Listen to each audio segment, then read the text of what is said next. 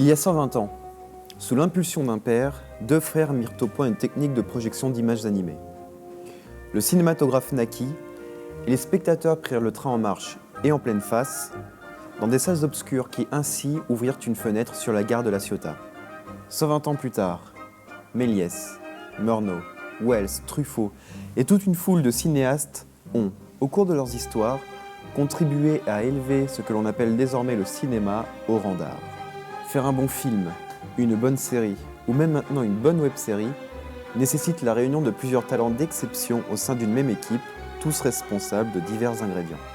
Des acteurs justes, une écriture fine, un son limpide, un cadrage précis. Le résultat à l'écran doit être capable de nous émouvoir, nous faire réfléchir, nous provoquer ou nous faire rêver. Nous sommes en mars, vous avez tous fait ou reçu vos vœux de début d'année. J'en rajouterai un pour vous. Je vous souhaite une très bonne année de cinéma. Puissiez-vous aller voir les meilleurs films possibles, ceux qui vous feront rêver, rire, pleurer, mais surtout ceux qui vous feront réfléchir à la marche actuelle de notre monde, car le cinéma à son meilleur peut aussi servir à bousculer les mentalités et, de là, amorcer le changement.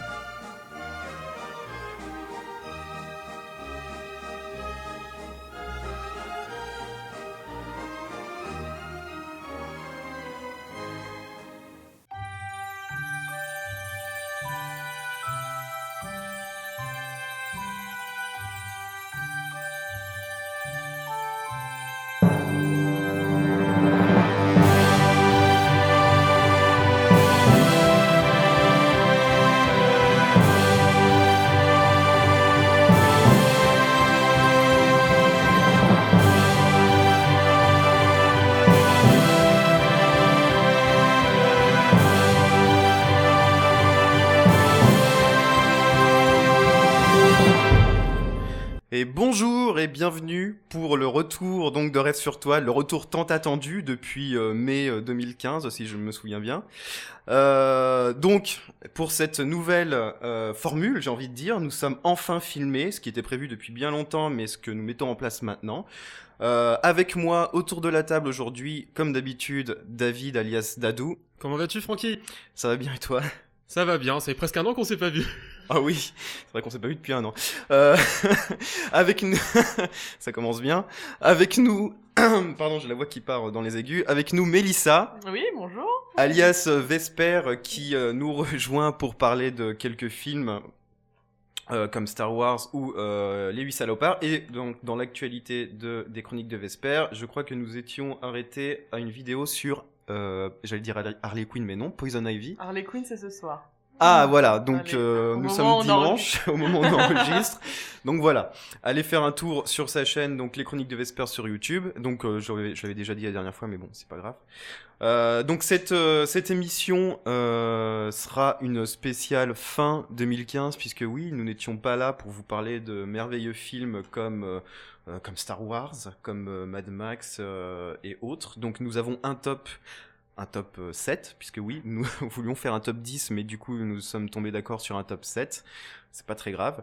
Et puis ensuite, donc comme je vous l'avais dit, nous parlerons de The Hateful Eight, alias les 8 salopards, de Star Wars, et nous ferons entrer d'autres invités en plein milieu d'émission. Et oui, on est comme ça. Donc c'est les showrunners, une autre chaîne YouTube qui parle, comme son nom l'indique, uniquement de séries télé.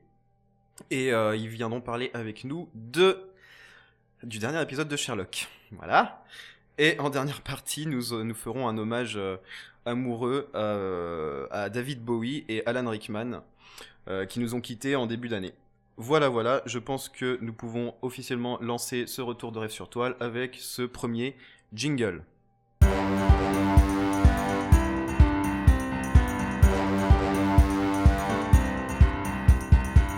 Voilà, donc comme je vous l'avais dit, nous allons commencer par un top 7 du coup, puisque ce n'est pas un top 10. Alors en fait, David et moi-même avons fait un top 15 et puis j'ai réuni les deux tops pour pouvoir faire un top 10. Le truc c'est que dans les derniers... On n'était pas d'accord. Voilà, et donc ça faisait... Sinon j'étais obligé de faire top... Alors en numéro 8, égalité avec un tel, enfin voilà, c'était un peu nul. Donc du coup, nous sommes tombés d'accord sur un top 7. Alors on va commencer par le dernier, hein, du coup, par le 7ème. Oui. Vas-y, annonce. Foxcatcher qui est sorti l'année dernière en début d'année. Nous en avons parlé ici même d'ailleurs. Exactement, Franck avait fait une merveilleuse critique. J'avais adoré ce film. Personne l'a vu ici. Hein. Je ne l'ai pas vu, je sais que Channing Tatum est dedans et c'est Oui. un argument assez En lutteur. important à mes yeux. Mais du coup, non, je n'ai pas encore eu l'occasion, mais ça ne saurait tarder. Mais surtout que si tu visualises les juste au corps de Luther... je visualise très bien Channing Tatum entièrement, dans son entièreté, donc oui, ça me va très bien. C'est très très moulant. Donc voilà, Foxcatcher. Ensuite, en 6e, Knight of Cups. Donc de Terrence Malick, nous ne vous en avons pas parlé ici puisqu'il est sorti bien après la fin de la première partie de Rêve sur Toile. Knight of Cups, qui est un film donc avec Christian Bale. Nathalie Portman aussi. Voilà, exactement. Qui parle d'un scénariste, en fait, d'un scénariste de comédie hollywoodienne et qui se rend compte de toute la superficialité de son environnement, donc à Los Angeles. Donc c'est un cadrage Christian Bale est souvent cadré de dos, donc il nous entraîne dans cet environnement un peu de fête, de béton, d'immeubles remplis de verre, etc. Et puis en fait, on sent que à travers tout ça, Terrence Malick nous dit que ce personnage-là, en tout cas, veut retrouver une certaine harmonie avec la nature qu'on voit pas trop, mais on sent qu'il veut tendre vers... il y a des paysages de désert, il y a des paysages d'océan, etc. Et donc, c'est peut-être effectivement une envie pour le personnage de revenir vers une harmonie naturelle et se détacher de la superficialité d'Hollywood, de Los Angeles, de l'urbanisme galopant et ce genre de choses. Donc moi, ça me parle. Voilà, et j'ai trouvé ce film assez fabuleux. Genre, je sais que la critique est très divisée sur ce film, mais comme tous les films de Terrence Malick de toute façon, puisque c'est souvent assez conceptuel. Comme True of Life qui était sorti juste avant en plus, qui avait vachement divisé. Hein. Exactement.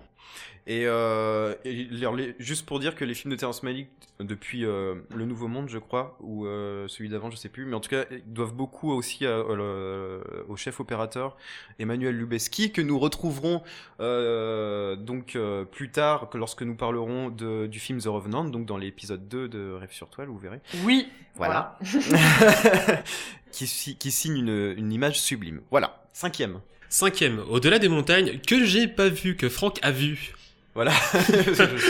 Au moins ça c'est fait. Ah, n'est-ce pas? Donc Au-delà des montagnes, qui est un film chinois de Jia Zhangke. Je sais pas si je le prononce bien, mais c'est pas très grave. Et alors, ce film, en fait, ce film raconte la vie de cette fille, donc Tao, qui est amenée à faire un choix entre deux prétendants, on va dire. Et donc l'un qui est un ouvrier qui travaille dans une usine. Alors je sais plus.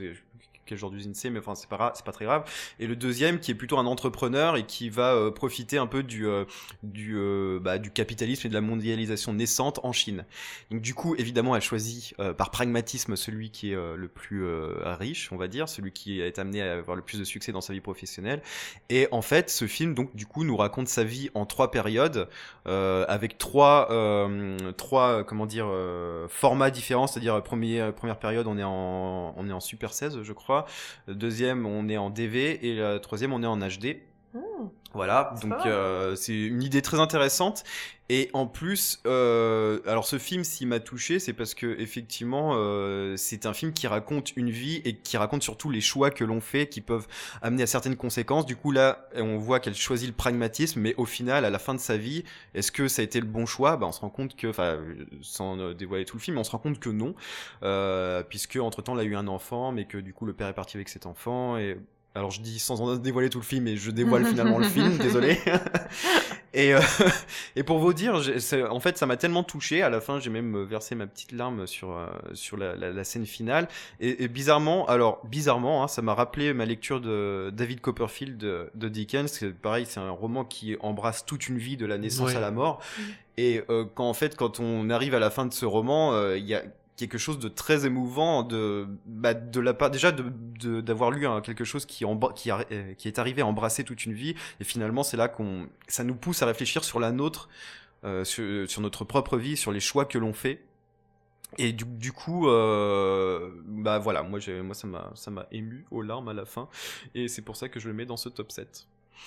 Voilà. Numéro 4 Numéro 4, c'est Birdman, Qui a vu Birdman? Tout le monde J'ai a vu On l'a Birdman. vu. Voilà, bah, tout le monde a vu Birdman. Et d'Iñárritu, n'est-ce pas? Et d'ailleurs, on parlait d'Emmanuel Lubezki, mais il a travaillé aussi avec Iñárritu sur Birdman. Un film tout en faux plan séquence, mais je crois que on a aimé ce film pour, bah, déjà pour le lien du scénario avec la propre vie de Michael Keaton, Ouais. n'est-ce pas? Puisque nous racontons ici un acteur qui a eu un succès foudroyant dans les années 90 en incarnant un super-héros et qui traverse une sorte, enfin, oui, qui a une Traversée du désert, ouais, c'est ça, ouais. et qui veut se racheter une crédibilité en mettant en scène une pièce de je ne sais plus qui, désolé, j'ai oublié, ça fait tellement longtemps, mais au théâtre. Et voilà. Donc vous avez aimé ce film aussi comme moi. Emma Stone était fantastique. Emma comme Stone, d'habitude. et oui, tout Emma à fait. Stone sauve même des mauvais films, alors des bons. C'est enfin, vrai, c'est- alors des déjà, bons, elle c'est- les illumine. Il y avait aussi Edward Norton dans le film. Edward Norton qui est joue un parfait. acteur Excellent. ordurier, mais Ouais, il est génial. arrogant, mais qui est parfait. Je trouve que ce mec, c'est vraiment, c'est vraiment un caméléon au cinéma. Il peut tout faire, j'ai l'impression. C'est Oui, et puis là, mais il a surtout une certaine prestance, effectivement, et là, dans ce rôle, j'aurais jamais pensé à lui, moi, mais en tout cas, oui, c'est vrai que c'est super bien vu. Et Michael Ouais. Keaton, on le redécouvre. Michael Keaton, ouais. On le redécouvre, ouais, on le redécouvrait avec ce film quand même, parce que c'est un moment qu'on l'avait pas vu, et il est plutôt extraordinaire. Ouais, qui m'a d'ailleurs son grand retour, son grand écran. Oui, voilà. Ouais. Ensuite, Alors, numéro 3, Star Wars, le réveil de la force Attendez, de J.J. vous Abrams. l'avez mis que troisième. Ah, ok, je m'en vais alors. Salut. Non, reste. oui, troisième, parce que moi, il était plus bas dans mon top que. Ouais, dans moi, celui il de- était, Ça ne m'étonne pas. Moi, il était plus haut. Je l'avais mis deuxième dans mon top. Star Wars, on va en reparler après, donc inutile d'en Après parler. une maintenant. critique, ouais. Mhm. Numéro 2, Vice versa. des studios Pixar. Ok, donc j'ai compris le numéro 1, ça va. Oui, bah forcément. Attends, désolé, mais Donc bon. oui, vice versa. Vice versa, enfin, moi je trouve que c'est le chef-d'œuvre du cinéma d'animation en 2015. Je trouve que lorsque Pete Docter avait balancé le speech 2 ans avant la sortie du film, il disait, oui, le pitch, pardon. C'est vrai que moi personnellement j'avais trouvé que c'était peut-être l'histoire la plus ambitieuse que le studio n'ait jamais imaginée.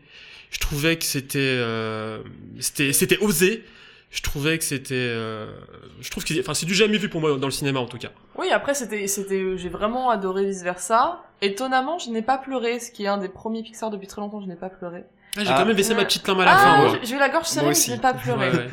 Mais c'était vraiment, c'était assez chouette. Après, je trouvais que que l'histoire, une fois que l'élément déclencheur était arrivé, était peut-être moins intéressante. Mais j'ai quand même vraiment bien aimé le film. Bah, et surtout, ouais, c'est cette, cette mise en scène du cerveau et des émotions, de comment ça marche, etc. Qui est, en fait, rendre ça accessible du coup à tout le monde, surtout pour un film pour enfants, qui était vraiment ambitieux. Et c'est là que tu te rends compte que Pixar ne prend pas les enfants pour des Exactement, pour des idiots. Pour des idiots. Voilà, c'est ça. Et je vous recommande, il y a une excellente vidéo du Psylab qui est sortie sur Vice Versa, donc par de vrais spécialistes. Ah, Ouais. Voilà, oui, bah qui voilà. ont parlé du film, donc du coup, voilà, si vous l'avez pas D'accord. encore vu, Bah non. c'est assez intéressant pour le coup. Bah oui, il faut effectivement, il faut que je vois cette vidéo parce que moi ça m'intéresse du coup le processus.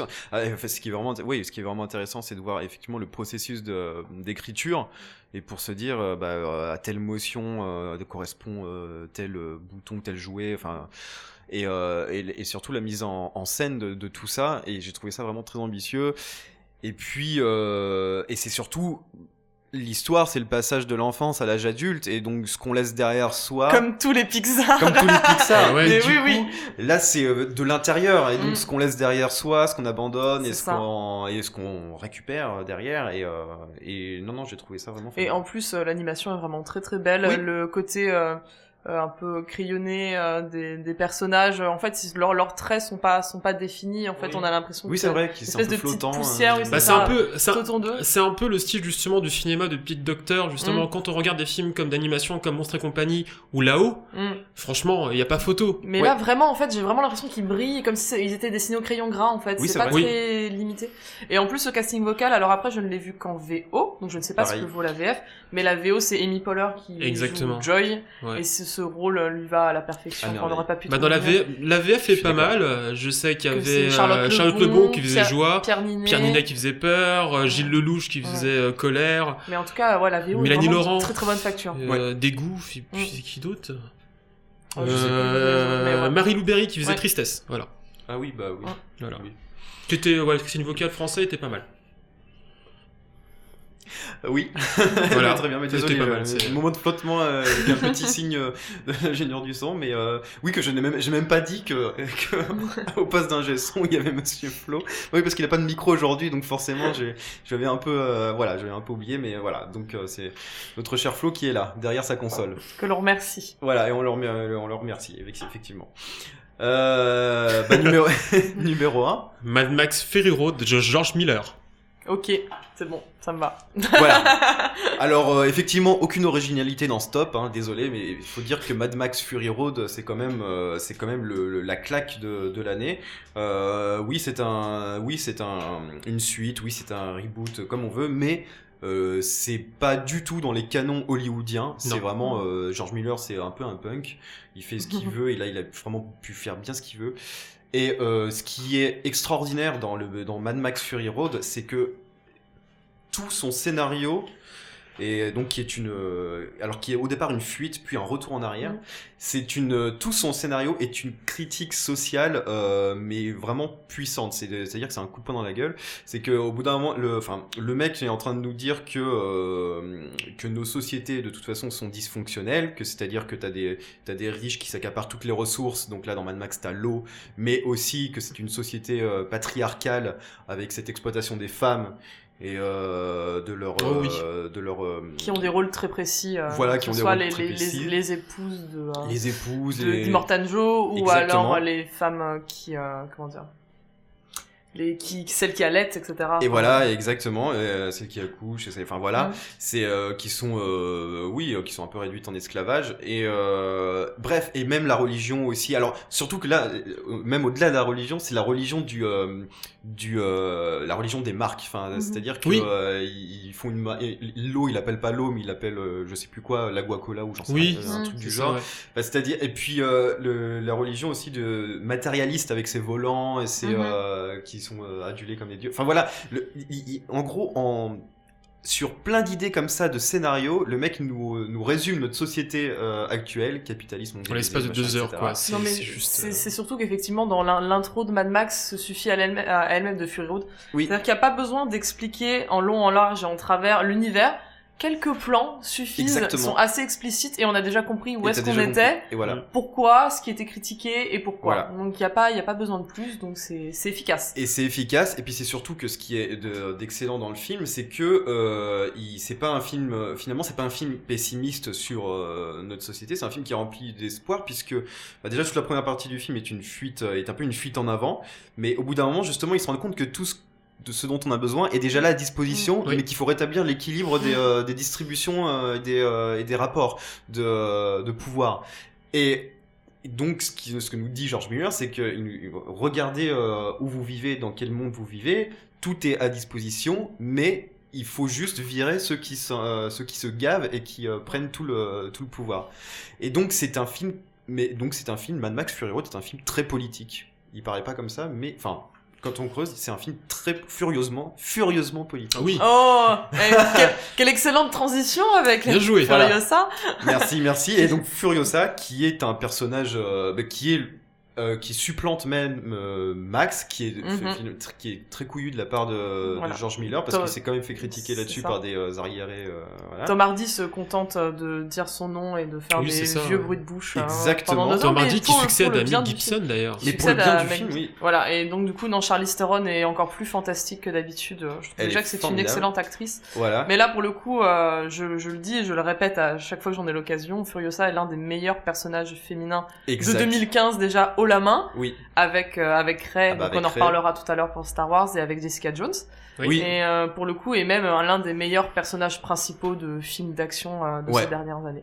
Exactement. Donc, non, elle est fantastique. En plus, c'est bête à dire, mais ça mérite d'être souligné, elle est handicapée. Oui, Et, exactement. Et voilà, elle a d'autant plus de mérite. Et il y a une scène que je trouve vraiment très belle à ce sujet, c'est quand Max récupère le sniper J'allais en parler. voilà, Ouais, de Furiosa, exactement. et qui doit tirer, et en fait on se rend compte qu'il vise pas arrive aussi pas. bien que ça avec ce type d'arme, Voilà. et en fait il a l'humilité, on va dire, de lui rendre son arme Ouais. et de la laisser s'appuyer sur lui pour pouvoir Exactement. balancer un headshot, mais voilà, bien tiré. Et donc du coup je trouve que cette scène déjà en soi est extrêmement parlante de Oui. la relation qu'ils avaient tous les deux. Et de l'importance de de Furiosa, chaque et- personnage et de Furiosa. Voilà, qui s'inscrit complètement dans cette volonté politique, enfin dans ce discours politique du film qui est en train de te dire, il faut mettre les femmes au premier plan parce que voilà quoi. Ce serait plutôt il faut sous-estimer personne au Et final. il faut hein, sous-estimer personne, exactement. Mais, Et il faut laisser sa chance à tout le monde il faut enlever les rapports de force, les vieux rapports de force archaïques qui régissent encore malheureusement nos sociétés. Voilà. Donc c'était le top 7 de Rêve sur toile. Ça c'est original, voilà. Je disais tout à l'heure que le top était pas original, mais si c'est un top 7, donc c'est original. Oui. 7 comme 7ème art, voilà. Merci bien. Tu m'as retiré les mots de la bouche, c'est C'est pas tout mal. pour moi. C'est tout pour moi. Jingle pour les critiques.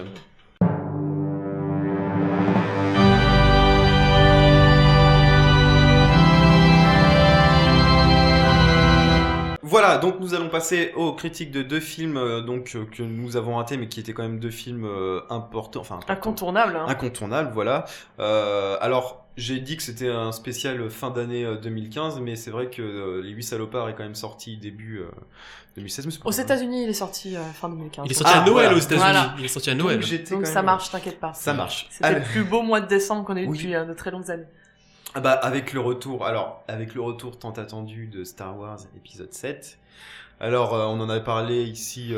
L'année dernière déjà. Voilà, quand on avait commencé à voir le premier teaser et les premières. Un si voilà. beau moment. Voilà, alors moi vous connaissez tous mon avis sur les studios Disney et voilà, ce qu'ils peuvent récupérer et autres. Donc, il est vrai que quand je suis allé voir Star Wars épisode 7, j'étais bah voilà, je me suis dit bon, OK, on va voir ce que ça va donner mais bon. Et j'étais agréablement surpris parce que c'est un très bon film. Merci. J'ai l'impression de l'avoir réalisé moi-même. C'est ça. Je défends énormément. J'aimerais revenir sur quelque Star chose Wars. que j'ai dit l'année dernière au sujet de l'épisode 7 de Star Wars. Ah oui. J'avais dit justement qu'il fallait faire confiance à J.J. Abrams.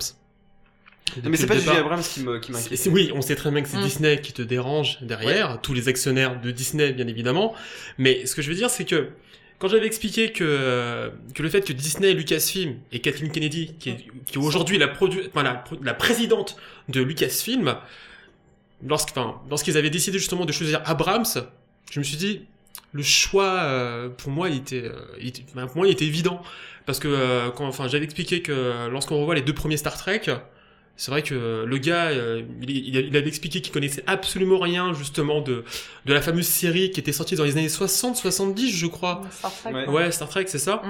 Et le mec, en fait, il avait simplement expliqué que en faisant ces deux films, il s'était simplement inspiré de Star Wars. Oui. Oui. Et du Simplement. coup On alors n'est pas très gentil pour les Trekkies, mais bon. c'est Oui, pas c'est vrai. Mais bon, c'est pas grave, ils sont moins nombreux. grave. Je vais me faire voilà. Attention. attention.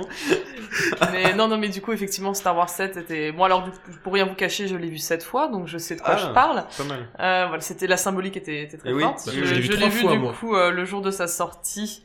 Donc le jour saint du mercredi 16 décembre 2015. 2015. Ah bah oui. moi aussi. Voilà, dans d'excellentes conditions. J'ai pleuré 5 fois. Voilà, je pense qu'on a fait le petit tour des chiffres clés concernant Star Wars. Non, mais du coup, j'étais vraiment très contente. Et pour l'instant, le peu de réserve que je peux avoir, j'attends en fait l'épisode 8 et l'épisode 9. Oui. C'est-à-dire que là, pour l'instant, le peu de critiques que je peux lui faire, tant que je n'ai pas vu où la ça nouvelle, va la post-logie, parce que du coup, ça s'appelle Donc, comme ça. Mm. Là, tant que je n'ai pas vu la post-logie dans son entièreté, voilà, je peux pas encore me permettre de juger entièrement certains partis pris, on va dire. Mais pour le coup, j'ai été déjà agréablement surprise parce qu'en fait, on s'est fait un peu mener en bateau. On peut spoiler un peu ou pas? Ah bah oui, franchement, Ok, allons-y. après 3 mois quand Voilà. même. Donc on s'est un peu fait mener en bateau et pour le coup c'est dans le bon sens du terme hein, parce qu'on s'est retrouvé avec tout un marketing et tout, enfin voilà, la publicité donc à balle. Hein, enfin voilà, je veux dire, je plains sincèrement les gens qui n'aimaient pas Star Wars parce que les 6 derniers mois de 2015 ont dû être affreux pour eux. Donc moi je baignais dans un bonheur fantastique, tout le monde parlait Star Wars toute la journée, enfin c'était beau. Mais effectivement voilà, on se retrouve avec des affiches, des trailers qui nous laissent penser que Finn est un Jedi. Oui. Parce qu'à chaque fois on le voit manipuler un sabre laser, on est persuadé que c'est un Jedi, on sait pas trop, on sait pas trop, au final, là on se retrouve où effectivement c'est bien elle le personnage principal, on se retrouve avec un Kylo Ren, on se dit, oh merde, en fait c'est juste une pâle copie de Dark Vador, voire de Darth Maul, c'est juste encore le mec random un peu badass parce qu'il a un masque mais en fait, non. Et au final, en fait, non. Et ça, c'était vraiment la meilleure surprise. Ouais. Je sais que j'ai beaucoup d'amis qui, eux, ont été déçus par Kylo Ren en disant que, bah voilà, je m'attendais à un méchant badass comme Dark Vador et c'était pas ça. Et au contraire, moi, je trouve le personnage beaucoup plus intéressant comme mais ça. de toute façon, il va évoluer dans les 2 prochains films. Il va évoluer. Bah oui. Et j'aime beaucoup, en plus, le comment dire, toutes les inquiétudes de Kylo Ren sur le fait de pas être à la hauteur par rapport à Dark Vador. J'avais vraiment l'impression, alors après c'est sûrement de la suranalyse, hein, genre je m'en fous, je fais ce que je veux de toute façon, voilà. Mais j'avais vraiment l'impression limite c'était J.J. Abrams qui était derrière et qui avait lui aussi qui avait peur de pas être à la hauteur en fait de tous les héritages qu'on lui avait laissés. Il y a peut-être de ça. Voilà. Il y a peut-être de ça. Et du coup je trouvais ça assez beau de le voir en fait avec en plus ce filtre là. Oui. Et donc du coup Han Solo, n'en parlons même pas, c'est encore trop tôt. Ah la déchirure, la déchirure. Mais voilà. Mais après je suis véritablement heureuse aussi que le monde découvre encore un peu plus Oscar Isaac, qui est un acteur formidable que j'avais déjà vu avant, mais que j'avais adoré dans Inside Llewyn Davis. Des frères Cohen. Voilà, des frères Cohen qui étaient très et qu'on verra prochainement dans X-Men Apocalypse. C'est ça, enfin oui, pour le coup, enfin bref. Mais voilà, donc du coup non, je suis vraiment content de bien le voir. Je suis heureuse, autant on peut lui faire plein de reproches par rapport au fait qu'il a beaucoup de similitudes avec l'épisode 4. Oui. Mais en tout cas, ces 4 nouveaux personnages principaux, donc Rey, Finn, Poe et Kylo Ren, je les aime tous. Je les trouve tous pour l'instant très chouettes. Exactement, très bien écrits. Voilà, bien écrits, ils ont tous leur personnalité, ils ont tous leur petit moment de bravoure. Oui. Donc de ce côté-là, ils sont tous très attachants et voilà, donc j'ai vraiment hâte pour le coup de voir comment ils vont évoluer. J'avais peur aussi, ma crainte c'était que les trois, j'allais dire les 3 vieux, mais façon de parler, de voir que voilà Han Solo, Leia et Luke allaient prendre une trop grosse place en fait, et aller manger le film un peu. Donc finalement, on s'est rendu compte que Luke, effectivement, comme il n'était dans aucun des trailers et même pas sur le poster, si on avait un minimum de jugeote, on se doutait qu'il allait avoir quelque chose qui se cachait derrière tout ça. Voilà. Mais du coup Han Solo, je suis très contente qu'il se soit contenté entre guillemets de faire le rôle de mentor et de passer le flambeau. C'est ça. Ah, c'était cool. Leia, effectivement, j'aurais bien voulu l'avoir un peu plus, mais je trouve son nouveau rôle au sein de la Résistance très cohérent. Oui. Ma seule vraie déception, et là pour le coup, j'attendrai vraiment l'épisode 8 et 9 pour voir si ça se corrigera ou pas, c'est Captain Phasma.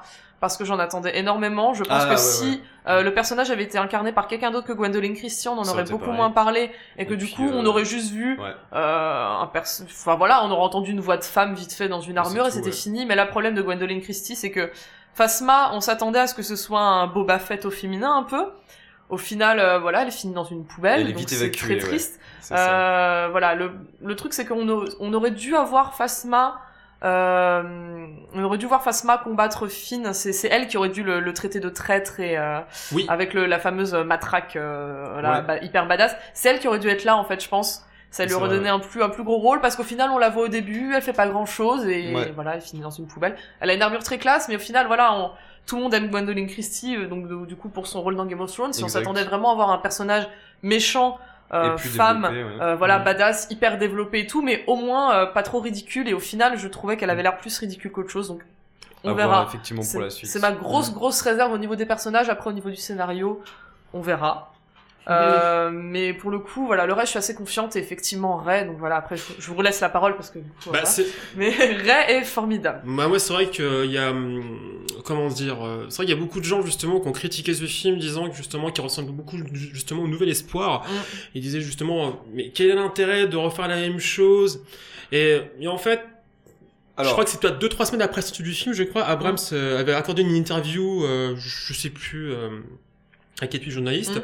Il disait justement que, enfin, on sait très bien qu'en fait, il a été déçu de la prélogie qui avait démarré en 99, qui s'était arrêtée en 2005.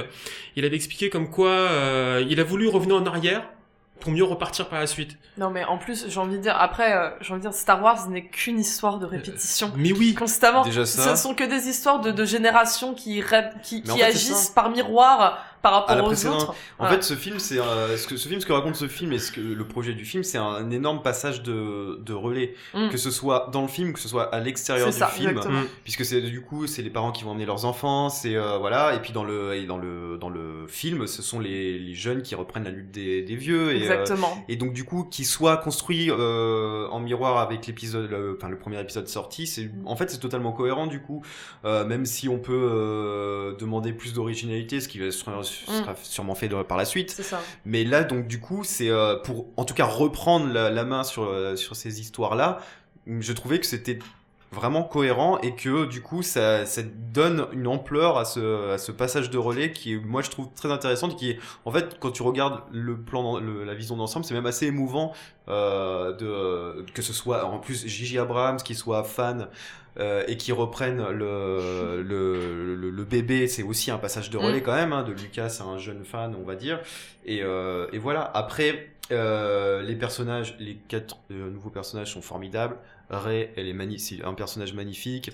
Et ce qui est génial, c'est pareil, c'est le sens de l'écriture visuelle d'Abrams qui l'introduit sans parole. On la voit chercher des choses dans un vaisseau. Ensuite, on se rend compte que elle vit pauvrement, qu'elle monnaie. Elle vit dans un AT-AT. Voilà, exactement. Et puis sur un plan, il te montre sans expliquer, en un plan, il te montre son ambition quand elle met son casque et qu'elle voit un vaisseau décoller. C'est ça. D'ailleurs, tu sens qu'elle a envie d'ailleurs, tu sens qu'elle a envie de partir. Mais d'ailleurs, c'est le même casque, je crois, qu'Anakin portait dans la menace fantôme, je sais plus, hein. Non, mais c'est des casques de pilote. Ouais, casques de pilote, je sais plus. Mais pour le coup, Rey est vraiment un personnage formidable et au-delà du fait que je l'aime énormément, que je m'identifie énormément à elle pour plein de raisons. Oui. Je suis heureuse, sincèrement, que en fait, je suis heureuse pour les personnes qui ont découvert maintenant, du coup, Star Wars avec le réveil de la Force. Déjà, le film n'a pas de numéro, c'est bien pour inciter tout le monde, à aller le voir sans connaître forcément les 6 autres. Disney, d'ailleurs. Voilà, non, mais pour le coup, c'est une bonne idée, et donc, du coup, le côté redit, pour le coup, dérange moins.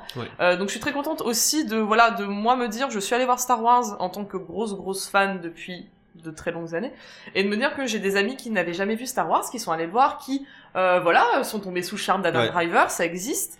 Les mauvaises langues, donc ils sont tombés sous le charme, de Rey, de Finn, de Poe, et qui ont découvert tout un univers, qui ont envie de voir le reste, et surtout, je suis tellement heureuse de voir énormément de petites filles habillées avec le costume de Rey, qui ont un modèle féminin. Alors déjà, Leia était absolument formidable, Padmé un peu moins, parce que très vite éclipsée, malheureusement, elle avait un bon potentiel. Voilà, mais je suis ravie de voir des petites filles habillées en Rey qui se disent, elles ont parce qu'effectivement l'univers étendu est très très riche de ce côté-là, mais il est pas accessible pour tout le monde. Mais voilà, au niveau du grand public, de voir des petites filles qui vont voir un chevalier Jedi, un Jedi femme, badass, qui fait plein de trucs. Là, pour l'instant, elle n'est même pas, on est qu'au premier épisode, mais elle est toujours pas cantonnée au rôle d'intérêt amoureux d'un des personnages principaux. Elle est là, elle se débrouille, elle vit sa vie. Elle était toute seule, donc elle sait tout faire. Elle se prend en main, etc. Et voilà. Rien que voir ça me réchauffe le cœur, mais d'une force. De me dire qu'il y a des gens qui démarrent comme ça. Oui. Donc effectivement, on peut dire que BB-8 c'est un produit marketing fait pour vendre des jouets, les Ewoks étaient faits pour vendre des peluches. Bien sûr, rien de nouveau sous le soleil. Ça, c'est clair. Arrêtez de croire que c'est Disney qui a inventé le merchandising. Lucas de ce côté-là, était loin d'être le dernier, voire même l'un des premiers. Oui. Cette ampleur-là, ouais. Voilà, devenu assez riche grâce à ça d'ailleurs. Voilà. Donc du coup non, je suis vraiment contente de voir. Voilà, on se dit que merde, on parle souvent de la représentation. Voilà, on parle de whitewashing et plein de trucs en ce moment. Et là, tu te retrouves avec les 3 personnages principaux. On a une femme, un personnage noir et un hispanique. Exactement. Ouais. Donc là, du coup, c'était vraiment. Mais et là, tu sens qu'il y a le projet aussi derrière d'aller envoyer se faire foutre tous ces exécutifs et cadres machin qui t'imposent des figures blanches et machin et tout ou masculines. Et là, tu sens qu'il y a vraiment le projet d'envoyer tout ça se faire foutre avec Finn qui est un personnage aussi magnifique et puis parce que du coup, il est dans le camp des méchants au départ et puis c'est là que tu te rends compte qu'il y a une possible rédemption et puis alors après du coup alors ce qui est petite parenthèse mais ce qui est drôle c'est d'avoir cette orientation là dans le film mais que derrière ces mêmes exécutifs refusent de faire un jouet sur le personnage de faire trop de merchandising sur Rey, exactement. Voilà, c'est ce qui est absolument ridicule en te disant que les garçons vont pas vouloir jouer avec alors que n'importe qui peut s'identifier à son parcours et voilà. Pour revenir sur le personnage de Kylo Ren parce qu'effectivement les gens qui attendent un super méchant badass et tout, moi je trouvais ce personnage magnifique parce qu'il est tragique en fait en lui-même. Tout de suite il est tragique. C'est-à-dire que il est quand même tiraillé entre le côté lumineux de ses parents et puis le côté obscur de son grand-père. Et puis en fait, alors je sais pas si c'est une coïncidence dans l'écriture ou si c'était vraiment pensé comme ça, mais clairement le parcours de Kylo Ren c'est une radicalisation comme on en parlait sur les jeunes qui partent faire le djihad, mais c'est carrément ça. Oui. Mais c'est vraiment ça le parcours de Kylo Ren et donc du coup il est tiraillé par ce qui peut y avoir de bon en lui, ce qui pouvait y avoir de bon en lui et comme il est très jeune, il a ces accès de colère qui sont les accès de colère d'un... Je crois qu'il est censé avoir 24 ans, un truc comme ça. Bah voilà, donc c'est ça. Donc qui sont les accès de colère de quelqu'un qui sait pas trop où il en est et qui veut pas se foirer et voilà. Et puis après t'as la scène déchirante du pont et du parricide. Non. Nous n'en parlerons pas. Voilà. Beaucoup trop tôt. Qui en plus c'est marrant parce que c'est une scène très shakespearienne et du coup même l'installation de cette scène est faite comme si on entrait tout d'un coup dans une arène ou un théâtre avec ce soleil qui se cache. Non mais de toute façon après dans Star Wars on sait que quand on rentre dans une passerelle on en ressort rarement vivant. Soit un bras en main, soit. C'est ça. Mais effectivement c'était très beau et souligner aussi le combat de sabre laser dans la neige. Personne n'y a pensé avant mais merde c'est parfait. Exactement. Ce combat est très beau en plus c'est assez. Enfin, je le trouve intéressant dans le sens où aucun des deux ne maîtrise véritablement c'est ça, donc l'art du combat au sabre laser. Voilà. Donc ils sont très bourrins. Le petit kick que donne Rey à la fin en mode DC Sparta à Kylo Ren, à chaque fois j'en ai des frissons. C'est vrai. Je me lève de mon siège constamment tellement je trouve ça beau. Et en plus j'aime beaucoup donc le sabre de Kylo Ren. Oui. Déjà de base le sabre de Kylo Ren est très classe parce qu'il a il a une garde laser donc exactement. De base voilà. Mais en plus ça va jusqu'au détail, c'est-à-dire que forcément ce genre d'univers est extrêmement riche, on n'en sait qu'une toute petite partie. Mais le fait que le sabre de Kylo Ren fasse un bruit extrêmement particulier et il crépite un peu, c'est parce qu'en fait dans chaque sabre laser, il y a un cristal et en fait le cristal de Kylo Ren est brisé. C'est ça. Donc son sabre n'est pas vraiment fini, il l'a bricolé. Voilà, il est pas fini comme Kylo Ren. Mais et du coup, c'est assez même son sabre est à son image en fait. Et je trouve ça assez chouette. Bah justement, en parlant des combats de sabre laser, c'est que contrairement justement à la prélogie, moi ce que je trouvais intéressant c'est que Abrams est resté vraiment fidèle. C'est pas des galipettes dans tous les sens. Voilà, c'est pas comme on dit les combats de sabre laser, cirque du soleil comme on dit. C'est mon ami Moko qui dit ça. Bisous Moko, cirque du soleil, c'est pour toi. Et donc du coup, c'est vrai que moi je trouvais ça vachement intéressant parce que j'avais extrêmement peur justement que Abrams justement reproduise la même chose que Lucas avait fait avec les épisodes sortis entre 99 et 2005. Et non, au final, non, il est resté très fidèle à la première trilogie qui a été enclenchée la première fois en 77. Et franchement, j'étais très heureux de voir ça, voir les résultats finaux, quoi. Mais j'aimais bien, mais après, pour moi, dans la prélogie, ça reste cohérent. Ils font beaucoup de galipettes et ça finit par être rigolo. Mais pour moi, c'est des mecs qui maîtrisent tous leur art et qui, au final, se la pètent plus qu'autre chose. Donc, pour moi, ça va, ça reste encore cohérent. mais c'est assez drôle, effectivement, là, les combats sont du coup beaucoup plus brutaux. Et C'est ça. et c'est pas plus mal. Mais du coup non, c'est très chouette. Et en plus le pire c'est que quand j'ai vu cette scène dans la neige pour la toute première fois, j'ai eu un flash d'un duel et je me suis dit ça me dit quelque chose et j'ai repensé instantanément à la fin du premier Kill Bill en fait. Oui, j'ai pensé à la même chose. Et Ouais. voilà, et je me Avec suis dit en fait Orange la Shield. neige rend tout beaucoup plus beau, voilà. Exactement. Et puis, C'est classe. et puis bon, ce film, c'est un peu le retour aussi à un certain sens du merveilleux qu'on pouvait avoir dans ces années-là, donc 80, enfin 70, 80, dans les blockbusters de cette époque-là. Tu sens qu'il y a une volonté aussi que tout soit organique, Mhm. d'avoir le plus possible de maquettes, de Alors, créatures, voilà. Après, au final, du coup, pendant le tournage et autres, J.J. Abrams avait vraiment beaucoup insisté sur le fait qu'il voulait beaucoup, voilà, d'organique, peu Exactement. d'images de synthèse et tout. Au final, on se retrouve quand même avec pas mal d'images de Il y en a synthèse. forcément, parce que voilà. t'as des combats de vaisseaux spatiaux. Non, mais même exactement. tout pour ce qui est de Snoke, de Maz Kanata Et tout, voilà, et voilà. Snoke, mais ce côté organique, tu le ressens quand même à l'écran. Et puis non, tout est bien foutu. Et puis il faut dire aussi qu'il y a un sens de la composition des plans qui est quand même assez Oui, c'est fabuleux ça. chez Abrams. C'est niveau storyboard, enfin que ce soit Et on a quand même la meilleure course-poursuite de découpage. vaisseau avec Et puis, celle du voilà, Faucon oui, Millenium. est quand même, sur assez Jakku. extraordinaire. Et Voilà. le pire, c'est que j'aime beaucoup le fait que quand on l'avait vu, donc l'un des premiers teasers, on avait vu le Faucon qui décolle.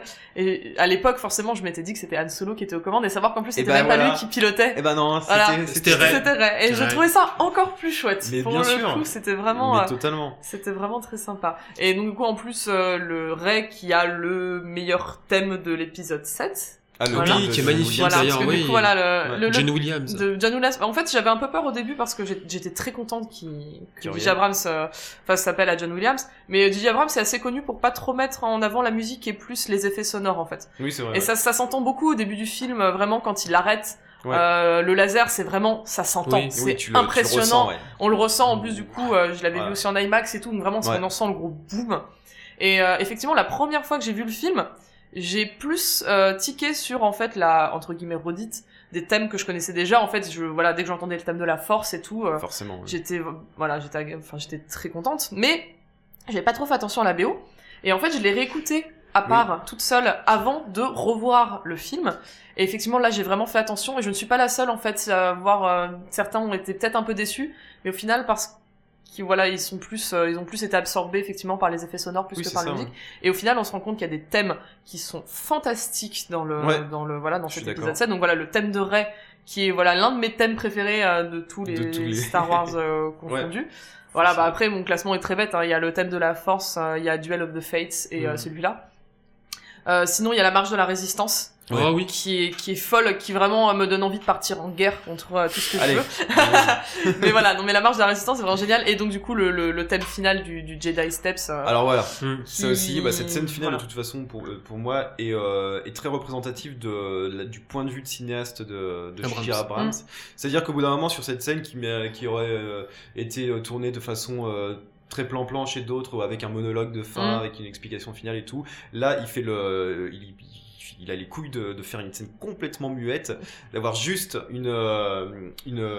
encore une fois, alors pas un passage de relais, mais oui, celui-là, il y a une transmission. Tu peux le dire, hein. Oui, si on peut le dire. En fait, il y a une transmission et puis en fait, c'est la jeune qui vient chercher le vieux mentor exilé.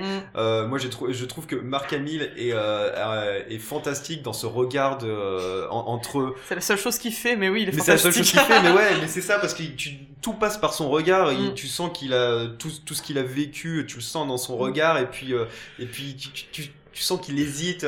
Qu'est-ce qu'elle me veut? Enfin, est-ce que j'y vais? Est-ce que j'y vais pas? Mais tout ce que j'ai fait. C'est juste dommage pour le petit plan en hélicoptère final un peu moche qui tourne. Là, on se croirait dans la carte au trésor, dans la tribu. mais Ou dans la tribu de aimé, moi. Dana. Ah non, j'ai bien aimé, moi, c'est ça. Mais Mais je trouve qu'il sinon, tout le passe reste quand est très même. beau. Non, non, c'est pas mal. Moi, Mais j'aime voilà. bien. Et puis voilà, et vraiment finir un Star Wars sur une scène totalement muette comme ça qui te donne envie d'en savoir plus et intense, autres. quoi. Et je trouve ça Mais voilà, pour super moi, bien. le contrat est rempli. J'ai envie de voir la suite. J'en peux plus. Enfin, Mais c'est voilà, ça, et puis, mais non seulement c'est un contrat rempli, mais c'est en même temps c'est de son seul tenant, en tout cas en tant que film en lui-même, je trouve que c'est fait vraiment de façon absolument très belle par J.J. Abrams, qui est vraiment a un vrai point de vue de cinéaste. Après, voilà, je là-dessus. suis très contente que ce soit pas lui qui réalise les autres, quand même. C'est lui qui avait dit, entre autres, que l'une des forces de Star Wars, enfin, en tout cas de la trilogie originale, c'était le fait que les films soient réalisés par des réalisateurs différents. Oui, c'est vrai. Donc ça, effectivement, c'est vrai. Comme la première trilogie. Oui, bah c'est ça, voilà, Ouais. c'était sa force.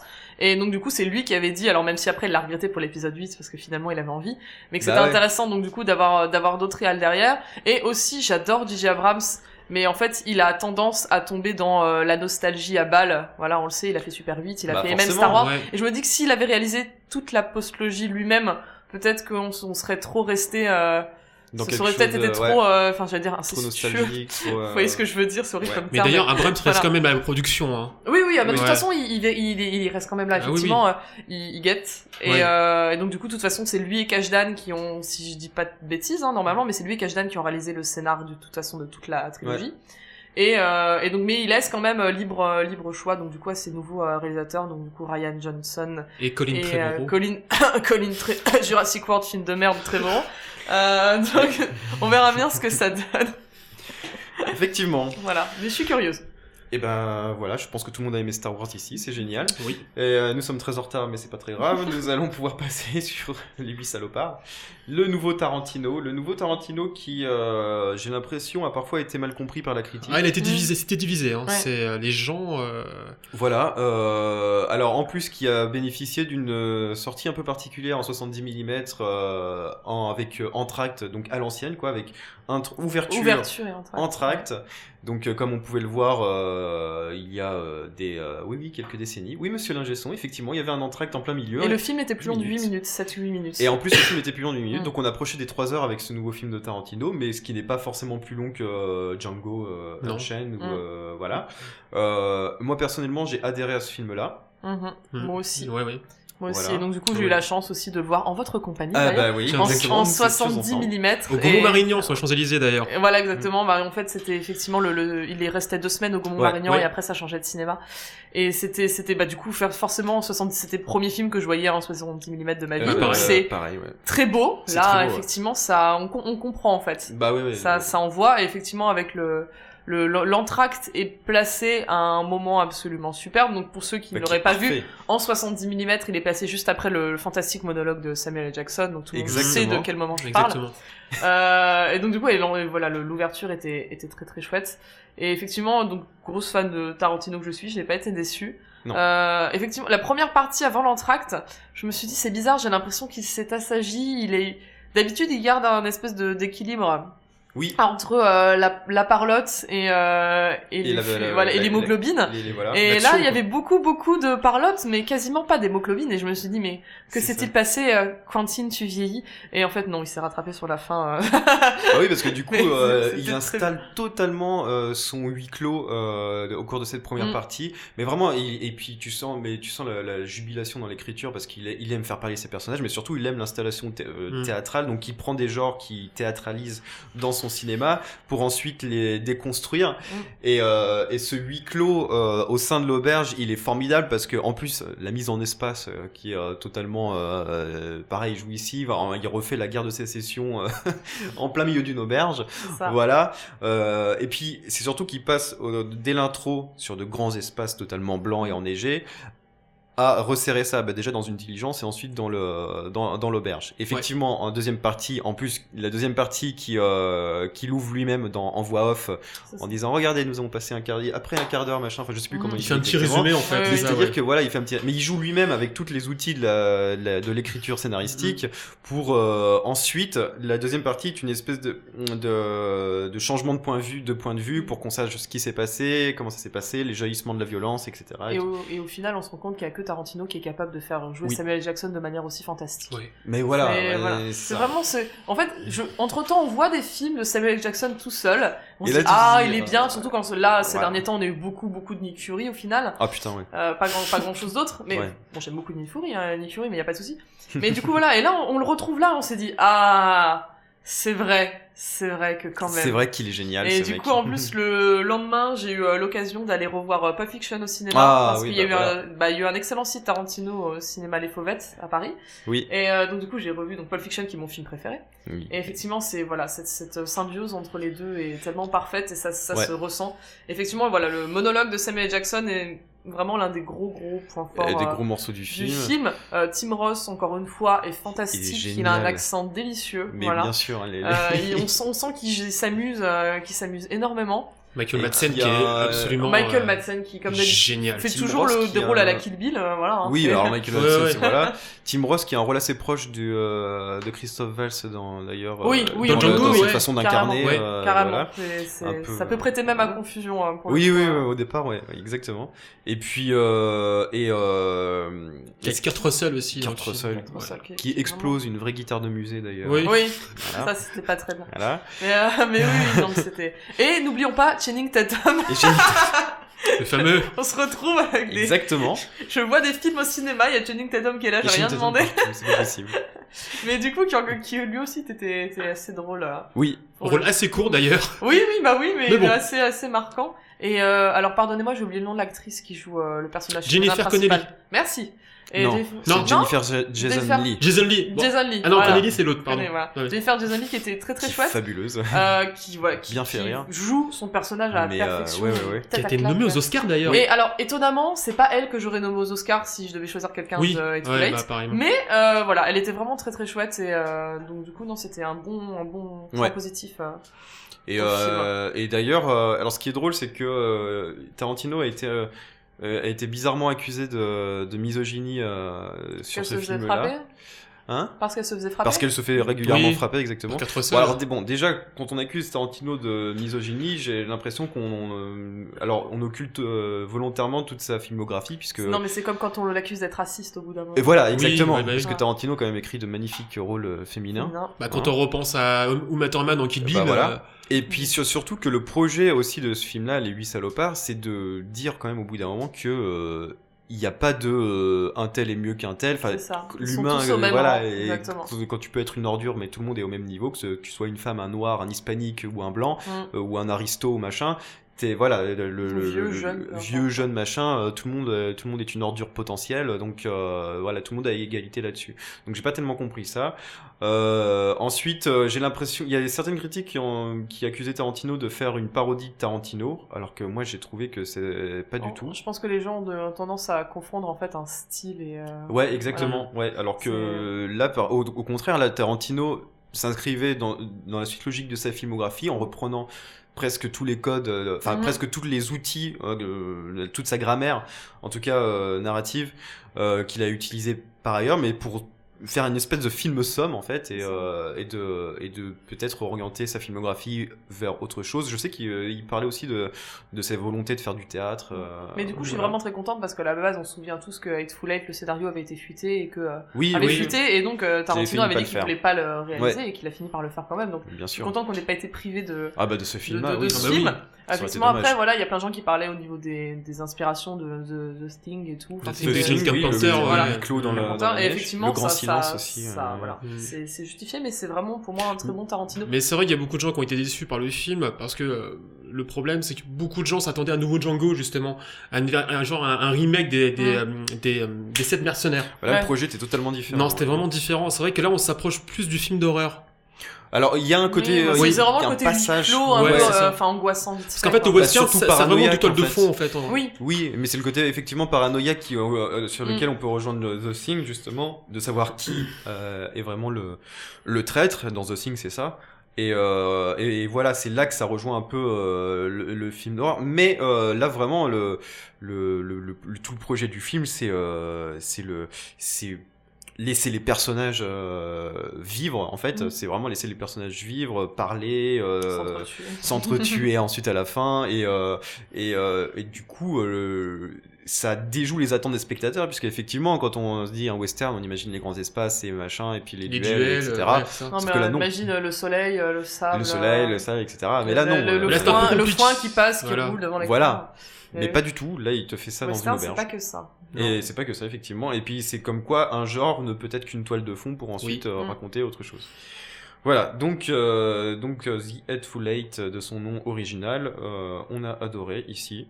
Oui. C'est très bien, donc on valide.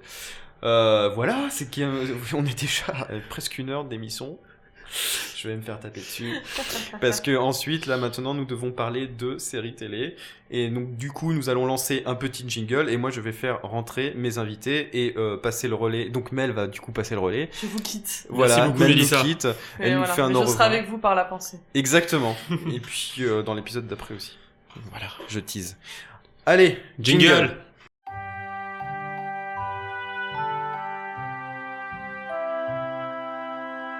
Ok, donc nous sommes de retour avec de nouveaux invités, mais oui, c'est la magie du montage, Mel disparaît et de nouvelles personnes arrivent. Donc, je vous présente Julia et Seb, des Bonjour. showrunners. Alors, les showrunners, c'est une chaîne YouTube. Donc, j'ai un peu exploré. Ça parle évidemment, comme leur nom l'indique, de séries TV. Et j'ai vu que vos vidéos se divisent en 3 ou 4 Exactement. thèmes. 3 thèmes. c'est 3 ça. thèmes. Il y a les bonus, bloopers, enfin, Ah oui, des trucs voilà, c'est un peu hautes, quoi, divers. Divers et variés, n'est-ce pas? Alors donc il y a le gros le gros de la chaîne, c'est les pitchs. Ce sont les pitchs, c'est ça? Alors c'est ça, alors, c'était pas le gros de la chaîne au départ, c'est ça qui est un peu drôle, c'est le format qui est arrivé en dernier Ouais. et qui au final nous a fait avoir pas mal d'abonnés et qui a fait venir un peu de monde parce que c'est ce qui est diffusé toutes les Le plus semaines. largement. Et c'est Sébastien qui a inventé ce format. Oui, c'est moi qui ai inventé ça. Je voulais qu'on ait un format pour entre les grosses vidéos scriptées, qu'on écrivait un truc facile à écrire, enfin facile à improviser, à monter, à tourner. Donc ça va être juste en attendant. Sauf que maintenant le truc en attendant est carrément devenu Ça prend principal. voilà. Et du coup le pitch de la pause que j'ai pu voir, c'est que c'est limite improvisé, ouais, c'est ça. C'est ça, c'est qu'en que fait C'est que improvisé, j'ai mis dans un mug TARDIS toutes les séries qu'on voit, Voilà. genre son bêta série et le mien. On a tout mis ça là-dedans et après on lance la caméra, on pioche une au hasard. Ah oui, d'accord, un tirage Et au sort, voilà. quoi. C'est- Voilà, alors si je tombe sur une série réelle, évidemment, je ne la pitche pas, donc on met là-dedans, ça on met pas en montage, mais donc c'est pas D'accord. forcément le premier qu'on pioche. Et après, ouais, on improvise 10 minutes, 20 minutes, et j'ai la tâche ingrate de tout regarder De tout ça tout, en 5 minutes. Total impro, quoi. C'est C'est ça. bravo. C'est ça. Total impro. Bah le but c'était comme ça on peut en tourner une vingtaine en une journée, En une et, journée, ouais. et ça nous Comme ça, fait, t'as- on est ça bon nous pour fait 20 plusieurs semaines, mois. c'est ça. et- En fait, c'est des trucs qu'on faisait déjà avec notre entourage, nos amis, et je dis, bah écoute, faisons-le, faisons aussi devant une caméra, quoi. Et votre chaîne, ça fait combien de temps qu'elle existe déjà? 2 ans et demi 2 ans et demi déjà? je crois. D'accord. Ouais. Et Donc c'est plus de 6800, c'est presque 6900 abonnés. c'est ça, ouais. ça. que je vois là. C'est super. C'est un petit chiffre qui grimpe Ça, tout doucement, mais on est content de la petite base qu'on a. En fait, Bah on a assez d'abonnés pour que ça commence qu'on ait des gens qui reviennent et tout ça, et pas trop, qui fait qu'on reconnaît des pseudos, des fois, avec qui vous communiquez. on peut communiquer. Donc c'est une communauté qui est grande, mais pas trop. Donc c'est parfait. J'aime bien ce chiffre, j'aime bien là où ça en est là pour Bah, c'est l'instant. quand même très bien. Et puis oui, donc je vois que vous avez effectivement des vidéos plus alors, la loi des séries, donc vous parlez de ce sont des thèmes comme le sexe et la nudité dans les séries télé, Ouais. comment on regarde des séries, donc à mon avis ça doit être le choix entre le binge watching et le C'est ça, c'est dans quelle position tu le bien, regardes, ouais. qu'est-ce Et que tu manges, ah oui, il y a ça à aussi. quelle heure, Voilà, quand t'es du genre à regarder la série sur le moment, que tu te lèves à 4h du matin pour regarder, l'épisode qui vient de sortir. Voilà. Et on essaie que ce soit ludique et informatique. Ah ouais. Informatique. Oui, enfin. Puis surtout, quand on a commencé les séries, il y avait plein de choses que les gens connaissaient pas. Si on s'est appelé les showrunners, par exemple, il y avait très peu de gens, il y a 10 ans et demi, qui connaissaient ce terme, les Exactement. showrunners. Alors maintenant, tout le monde connaît Tout le ce monde terme-là. sait, ouais. Pas grâce à nous, mais Oui. voilà, il y a une espèce de où les gens se sont un peu plus renseignés sur comment fonctionnent les séries et tout, les audiences, sur Parce des que trucs. maintenant c'est vrai que ça consomme beaucoup de Ouais. séries Ouais. télé. Et Non, puis on voyait aussi tout le monde être horrifié quand une série est annulée. On voulait leur Oui. expliquer qu'il y a des moyens de savoir que ta série est annulée, qu'en fait c'est jamais une surprise quand une Ouais. série est annulée. Donc on veut expliquer Mm. comment une série est faite, comment elle arrive à être annulée, tout ça. Et puis c'est un monde, c'est fascinant le Ça monde prête autour des séries. et tellement c'est fascinant à pas sur observer, tout tout le ça, reste que, ouais. Les audiences, c'est notre bourse en fait tous les soirs. Et t'as vu combien ils ont fait, machin, c'est terrible, ça. ça a baissé, tout ça. Et il y a des surprises. Il y a Crazy Ex-Girlfriend qui a été renouvelé alors que toutes les audiences disaient que non, ça allait Voilà. mourir. Et en fait, non. Mais par exemple, quand on a fait le sexe à la nudité, ce qu'on voulait déjà expliquer aux gens, c'est non, vous n'aurez jamais de scène de sexe dans Hannibal, vous verrez jamais Mel Oui. Gibson à poil. Oui, parce Voilà, que... Et pourquoi Et pourquoi, oui, et voilà, aussi, c'est ça. là, Voilà. Parce que chaque série développe son langage. parce que les gens mélangent un peu, son... comparent un peu trop certaines séries du câble et certaines séries Ouais, voilà, oui. publiques entre guillemets. Et de dire non, les gens vous étonnez pas. Oui, effectivement, c'est choquant, et peut-être qu'il aurait dû avoir du sexe partout, mais enfin bref, c'est un autre débat. Oui. Mais il y a une explication plausible. Exactement. Et il y a aussi les vidéos rétro-pilotes, où là, vous revenez carrément sur le pilote d'une série. C'est ça. Bah, c'était un moyen de se... Enfin, ouais. En fait, on voulait se restreindre parce que si on voulait parler de, je sais pas, de notre Nabi dans son intégralité, ce serait peut-être trop d'infos et tout ça. Et l'exercice du pilote est toujours assez intéressant. C'est soit très casse-gueule, soit très très bon. Il y a rarement des pilotes moyens. C'est Oui, ou c'est très vrai, bon ouais. ou très mauvais généralement. Et on s'est dit voilà, comme ça on se limite à un épisode, on l'étudie d'une manière technique, du fond et tout ça, et au final on voit si ce pilote donne envie de regarder de le reste. continuer ou pas la série. Comment ça met en place. Et ça c'est des épisodes scriptés aussi, on écrit et tout ça. Ce sont peut-être les plus compliqués parce que tous les pilotes ne se portent pas forcément, parce qu'il faut qu'on soit drôle, on est une chaîne aussi humoristique avant tout. Quand même. Et je sais pas, je pense que Girls, par exemple, le pilote de Girls, il y aurait aucun intérêt de... Enfin, ça rentre pas dans notre format, je pense. Il y a des fois on s'est lancé sur un autre pilote et j'ai appelé Sébastien et j'ai dit Sébastien, je trouve pas. Je vois pas ce qu'on peut faire avec ce truc et on passe aux choses généralement. Voilà. Et bah très bien. Donc si vous nous regardez, courez sur la chaîne des showrunners parce que c'est très intéressant. J'ai regardé parce que là j'y suis aussi là. Quelques vidéos déjà. C'est flippant. Je viens juste de m'abonner à votre chaîne. Donc l'abonnement direct. Voilà, abonnement direct. C'est beau, c'est beau. Et donc si nous avons invité le showrunner aujourd'hui, c'est pour parler de Sherlock, et surtout plus particulièrement de l'épisode de Noël de Sherlock. The Abominable Bride. Ouais. Exactement, voilà. L'abominable marié, quoi. Alors, qui a été traduit l'effroyable marié. Oui, c'est vrai, en français. En français, je ne sais pas pourquoi ils ont traduit abominable en effroyable, mais ma foi, pourquoi pas. Écoute, des fois les traductions. Mais bon, donc là qui prend donc à l'inverse du projet de la série qui était de mettre Sherlock Holmes. Ah bah tiens, mais je suis con. J'ai quand même les showrunners qui font des pitch de série tout le temps. Donc allez-y, pitchez-nous Sherlock. Ah oula. Mais voilà. Je tiens à préciser que le pitch Sherlock n'est pas encore arrivé pour l'instant et que je redoute ce jour à ce point-là parce que ça va être absolument terrible.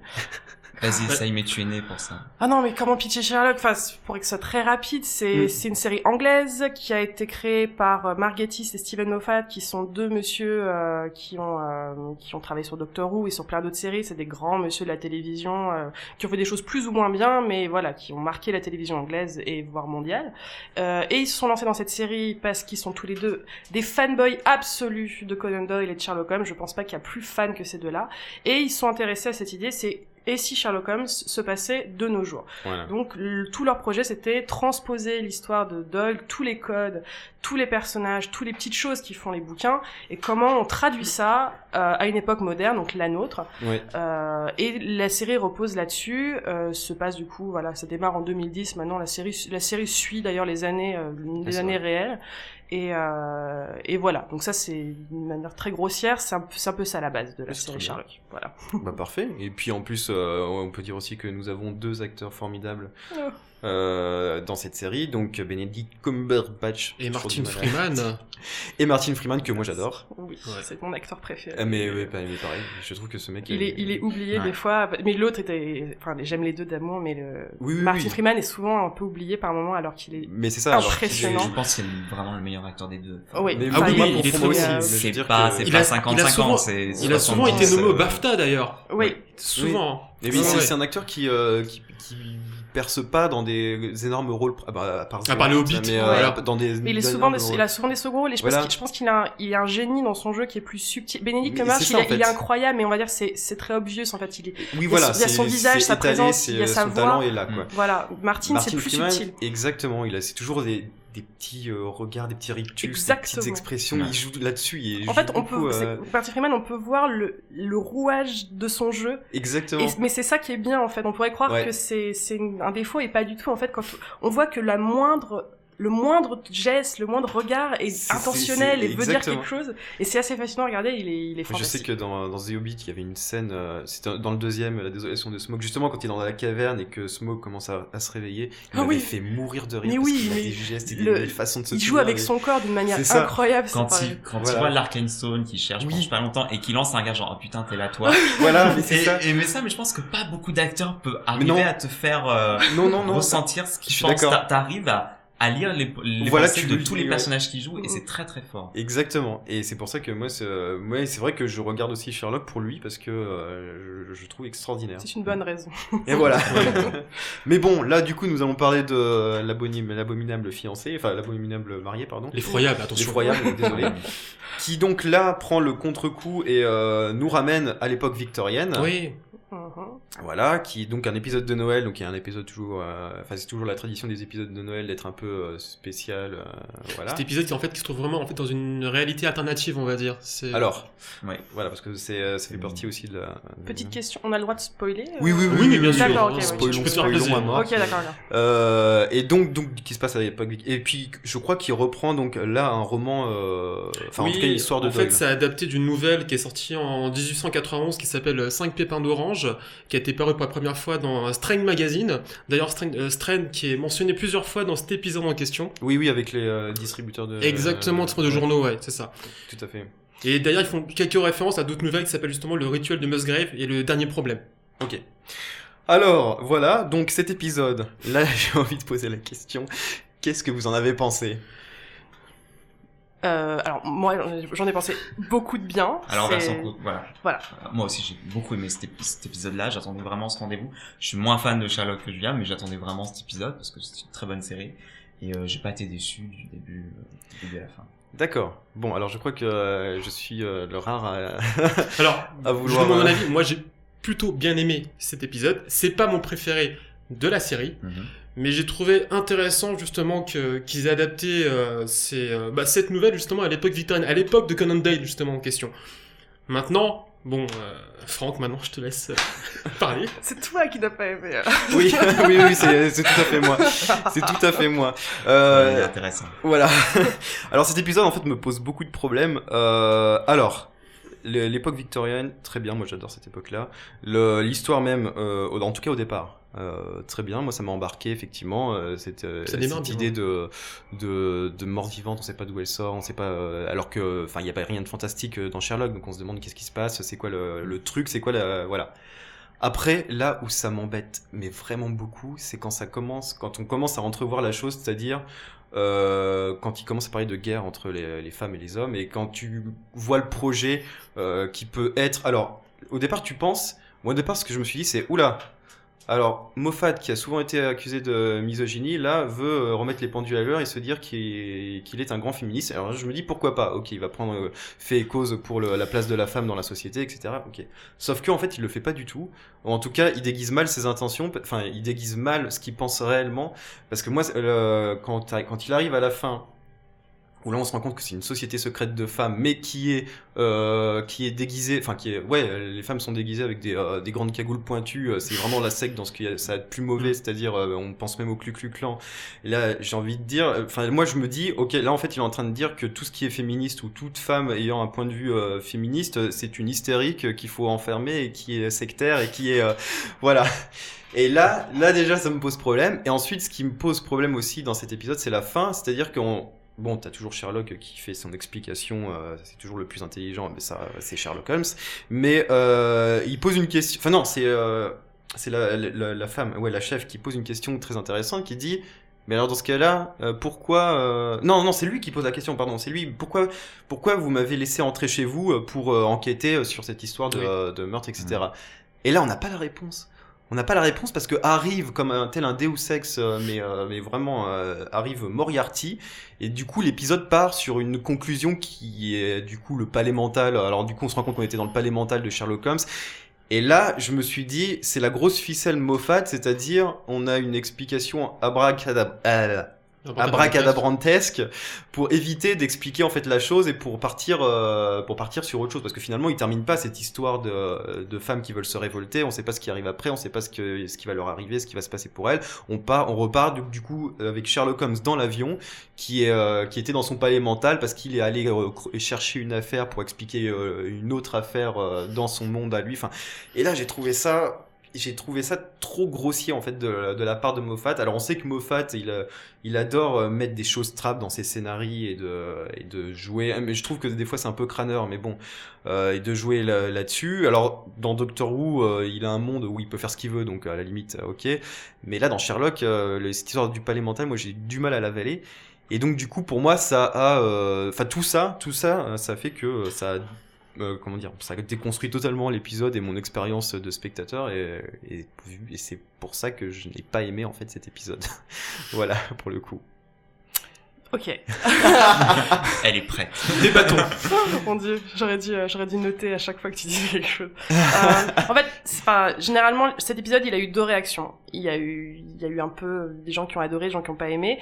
Et les gens qui ont aimé l'épisode l'ont aimé pour une raison pour laquelle les autres l'ont détesté. C'est-à-dire que tout ce que tu viens de dire, alors enfin, avec quelques détails près, tout ça, moi, c'est la raison pour laquelle j'ai trouvé l'épisode extraordinaire, justement. J'ai trouvé que la pirouette scénaristique était pas une pirouette, en fait. Cet épisode est juste, pour moi, c'est juste une excuse pour explorer ce personnage, pour exploser, pardon, pour explorer son mental, pour explorer ses émotions, ses peurs, et qu'en fait, les personnages ont toujours triomphé sur l'histoire dans Sherlock, ils l'ont dit dès le début, donc c'est pas une histoire de détective, c'est pas une histoire de détective, c'est une histoire sur un détective, ils l'ont dit, c'est un truc qu'ils disent très souvent, où c'est ce personnage qui compte, les personnages qui sont autour de lui, et comment il va réagir à certaines situations, comment il va évoluer.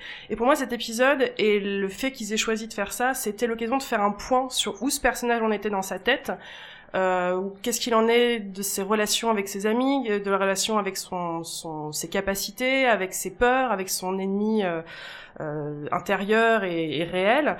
Et en fait, à partir du moment où... alors, quand tu dis que la pirouette scénaristique n'arrive pas à la scène que tu as dit, on le sait à l'avance.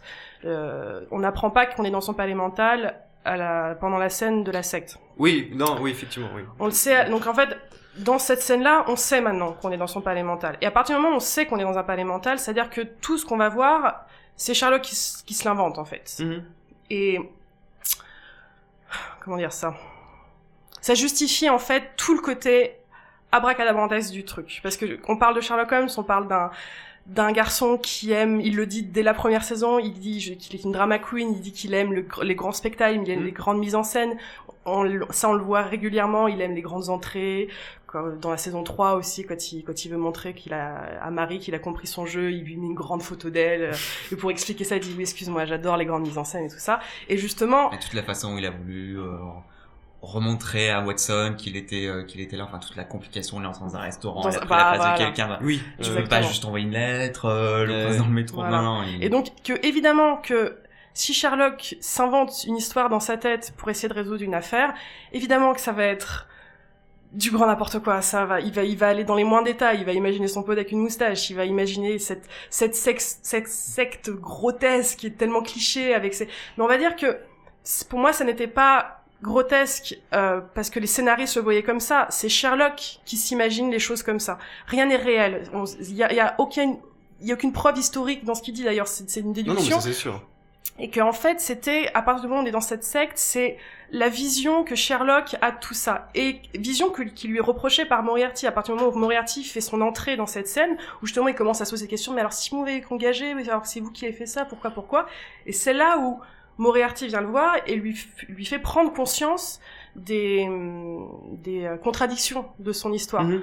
Et c'est, pour moi, c'est justement, là, c'est pas Moffat qui se met en avant, c'est Moffat qui admet les défauts de son truc, et aussi, là, c'est Moriarty qui pointe du doigt le côté drama queen de Sherlock. Mais il lui dit, t'en as pas assez, là, les costumes, le gong et tout ça, tu vas te calmer 2 secondes, là, c'est pas réaliste du tout, ton truc là.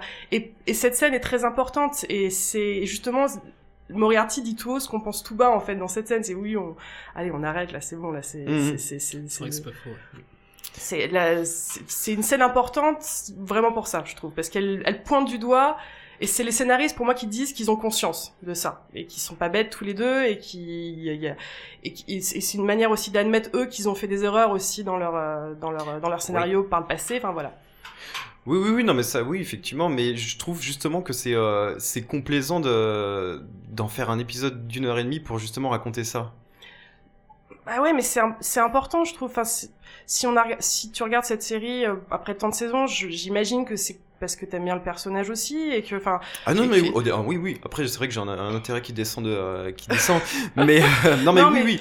Je pense qu'au final, on est tous tombés un peu amoureux de cette série, ou à plus ou moins de degrés différents, mais parce que le personnage est assez attachant, ou s'il l'est pas, du moins il est du moins fascinant, et qu'on s'intéresse à lui et à ce qu'il aime et à tout ça. Et pour moi, cet épisode, c'était une grande déclaration d'amour envers ce personnage et de sa personnalité, et j'ai trouvé ça bien et qu'aussi on parle du retour de Moriarty. C'est pas, moi j'aime pas quand les séries ils balancent un truc gros comme ça et qu'on encaisse pas et qu'il y a pas de conséquences à tout ça. Le retour de Moriarty, c'est pas rien, c'est un mec qui lui a fait du mal, c'est un mec qui a fait du mal à des gens autour de lui, qui veut faire du mal à un pays tout entier. C'est une grande menace, et on peut pas juste dire Moriarty de retour et c'est fun et c'est cool. Moi je trouve ça cool qu'ils aient fait un épisode entier qui est complexe et qui est long, pour juste parler de ça. Et ouais, il est de retour, et qu'est-ce que ça signifie? Qu'est-ce que ça signifie pour toi? Est-ce que t'as peur de ton retour? Est-ce qu'au contraire t'attends ça avec impatience? Et j'ai trouvé ça bien que l'épisode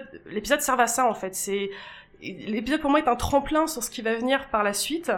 Et on avait besoin de cet épisode, je trouve. Et en plus, le côté victorien fait qu'il est plutôt fun. Mais dans le fond, il est assez dark et assez important, je trouve, comme épisode au final. Et il a son utilité dans la série, dans la narration. Mais oui, mais on le sent effectivement qu'il a son utilité dans la série, mais c'est justement le truc que ça n'intervienne. Ou alors, moi je pense que dans ces cas-là, il aurait peut-être, c'est ce qu'ils auraient dû peut-être faire depuis le début, mais découper les épisodes en un format peut-être plus court pour ensuite développer les fils rouges comme ça, plutôt qu'en faire du format 1h30 qui fait penser plus à un long métrage qu'autre chose. Parce que là, du coup, surtout quand tu sais que t'attends 1 an pour avoir l'épisode d'après, pour moi cette histoire devait être une histoire close, ou en tout cas spéciale ou close. Mais tout le côté dérangeant effectivement parce que même si les scénaristes sont conscients de ce qu'ils font et sont conscients des défauts qui peuvent y avoir, etc., ils le font quand même là. Enfin, je veux dire, ils font une installation. Le coup du palais mental, c'est vrai que pour moi c'est ce qui passe le plus mal, parce que du coup c'est une remise en cause après de tout ce que t'as vu, et t'as vu quand même pendant 1h30 la chose. En quoi c'est une remise en cause? Parce que du coup ça veut dire que rien n'existe. Enfin, tu vois, t'as suivi une histoire qui n'existe pas finalement. Bah si, elle a existé, c'est juste qu'il s'est imaginé. Qui se replonge dedans, mais effectivement, du coup t'as ce que tu me disais, t'as Moriarty qui revient pour te dire non mais tu vois là c'est un peu facile, ou c'est un peu gros, machin. Donc du coup là en tant que spectateur, il y a une imbrication d'histoire dans l'histoire. Donc tu suis une histoire dans l'histoire qui est en fait imaginée par Sherlock Holmes. Le coup du palais mental, je veux bien l'admettre. En fait, c'est pas ça, c'est surtout le truc d'être resté aussi longtemps dedans. Moi à la base, j'aurais plus vu effectivement un épisode vraiment spécial à l'époque victorienne et qui soit clos. Simple n'est pas Sherlock, et du coup. Mais oui, mais simple n'est pas Moffat. Moi, ça m'aurait énormément déçu si l'épisode n'avait été que ça. Moi, j'attendais la pirouette scénaristique. C'est-à-dire que tout le début, j'avais un peu peur, et je me disais, oh là là, ils vont pas justifier l'époque victorienne, et ça va me décevoir. Je veux qu'ils trouvent un moyen de justifier ce bond en arrière. Ils peuvent pas juste mettre Martin Freeman dans une moustache et ce sera... Excusez-moi, je parle beaucoup de la moustache, elle m'a vraiment traumatisée, excusez-moi. Oui. Et donc, du coup, j'attendais ça, moi, justement. Puis le moment où ça arrive, c'est, le retournement de situation arrive quand la première fois qu'il va Moriarty dans son appartement, où là, on voit enfin Moriarty qui est là, donc là, on sent depuis le début de l'épisode, l'épisode est bourré d'indices qui Oui, prouve qu'on est dans sa tête. Il arrête pas de dire I have to go deeper à chaque fois. Oui. Et on comprend pas trop pourquoi il dit ça. Quand tu le revois, on Et dit il ah utilise oui. pas des mots un peu modernes. Il utilise des mots modernes. Il dit aussi. Ça me dans ma Oui, tête. parle d'avion, Ouais. Je sais pas Il y a quoi. plein d'indices. De toute façon, Sherlock, Non, mais c'est ça, que c'est ça. sûr, ouais. C'est une série qui prend pas ses spectateurs pour des imbéciles et ils ne prennent pas par la main et ils attendent du spectateur de s'impliquer aussi dans l'histoire et en gros, je pense qu'il nous disait si vous aviez vraiment vu, il y avait plein d'indices qui vous disaient. Non, mais c'est ça. Et du coup, quand ça arrive, c'est tellement bien amené. Puis le fait qu'ils disent landing et au moment où il dit landing, on voit l'avion qui atterrit. Enfin, c'est là où moi j'étais tellement heureuse et toutes mes petites inquiétudes au début se sont évaporées parce que je dis ok d'accord, ils savaient ce qu'ils faisaient et on est toujours dans cette histoire, on est toujours avec ces personnages là. Mais c'est peut-être ce qui commence à me gêner maintenant dans tout ce qui est produit par tout ce qui est écrit par Moffat, c'est que ça repose surtout sur la mécanique du scénario. Et pourtant, ça repose beaucoup sur la réalisation. Sherlock, c'est pas une série qui. Alors sur la réalisation, oui, mais c'est surtout effectivement la mécanique d'écriture avec les choses trappes, les pirouettes, etc. Et enfin dans Doctor Who, c'est pareil, ça repose là-dessus aussi. En tout cas, sur la réalisation en elle-même, j'ai rien à dire puisque c'est très beau et la reconstitution est très belle. Enfin, et la puis, réalisation de l'épisode de Noël, il y a des moments où t'en dire pourquoi vous avez fait cette transition avec le globe bizarre. Ah, Enfin, elle était un peu trop rappelle hystérique, un peu trop. On fait du Sherlock. Parce que je pense que c'est une série où les réals savent qu'ils peuvent s'amuser en fait. Oui, mais de toute façon, oui. Et puis t'as toujours il y avait quand même des trucs bien moches. des trucs hystériques pour les explications des choses de ce genre. Mais je veux dire, en tout cas, la reconstitution en elle-même, l'image qui est très belle, ça oui. Après, moi, c'est vrai que j'ai commencé à avoir plus du mal sur la mécanique du scénario chez Moffat. Mais bon. Faut pas oublier que Moffat n'écrit pas Sherlock tout seul. On parle toujours de Moffat. Non, mais... Il y en a deux autres derrière et on sent pas que la patte Moffat dans Sherlock. C'est peut-être ce qui rattrape la chose, mais ou pas. J'ai l'impression que dès qu'on attaque Sherlock, c'est forcément Moffat et on oublie un peu qu'il est pas tout seul à créer cette série. Et justement, c'est un effort groupé et justement comme tu dis les faiblesses d'un scénariste va être rattrapé par les forces d'un autre et c'est un vrai travail d'équipe et c'est ça qui fait que cette série est assez bien construite je trouve et qui tient qui fait des pirouettes mais après c'est mon avis personnel mais je trouve qu'elle fait beaucoup de pirouettes mais elle s'est toujours regroupée sur ses pieds au final et c'est ça qui me fascine beaucoup avec ces séries c'est que ils vont ça va être des beaux retours en arrière parfois trop j'aime beaucoup cette série mais j'ai beaucoup de choses à leur reprocher aussi il y a effectivement son épisode le 3e épisode de la saison 3 de Moffat j'ai eu beaucoup de mal les retours en arrière en avant mais à la fin dès que l'épisode se termine je suis bon il y avait un truc complet, il y avait un truc concret, ils sont partis d'un point, ils sont arrivés à l'autre, ils annoncent des trucs pour la suite. J'ai toujours terminé l'épisode satisfaite, vraiment.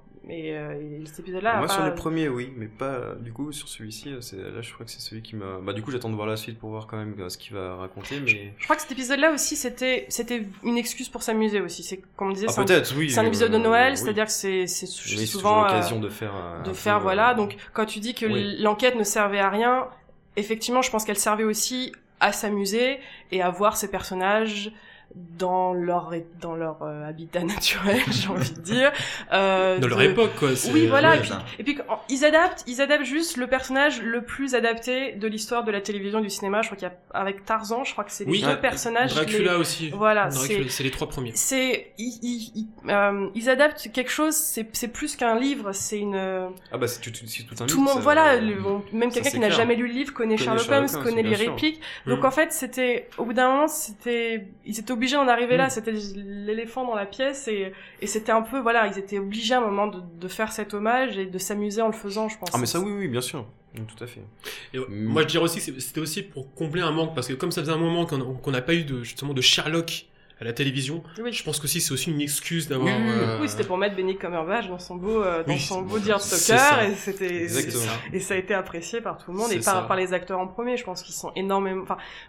mais ça c'est clair. Je trouve que l'épisode, de toute façon cette série, moi ce que j'aime, c'est que tu peux sentir la passion et j'adore Ah sentir oui. la passion dans un projet. Quand je la sens pas, ça me frustre beaucoup. Et Sherlock, ça déborde d'amour pour moi de n'importe qui, du créateur à l'acteur, à la maquilleuse.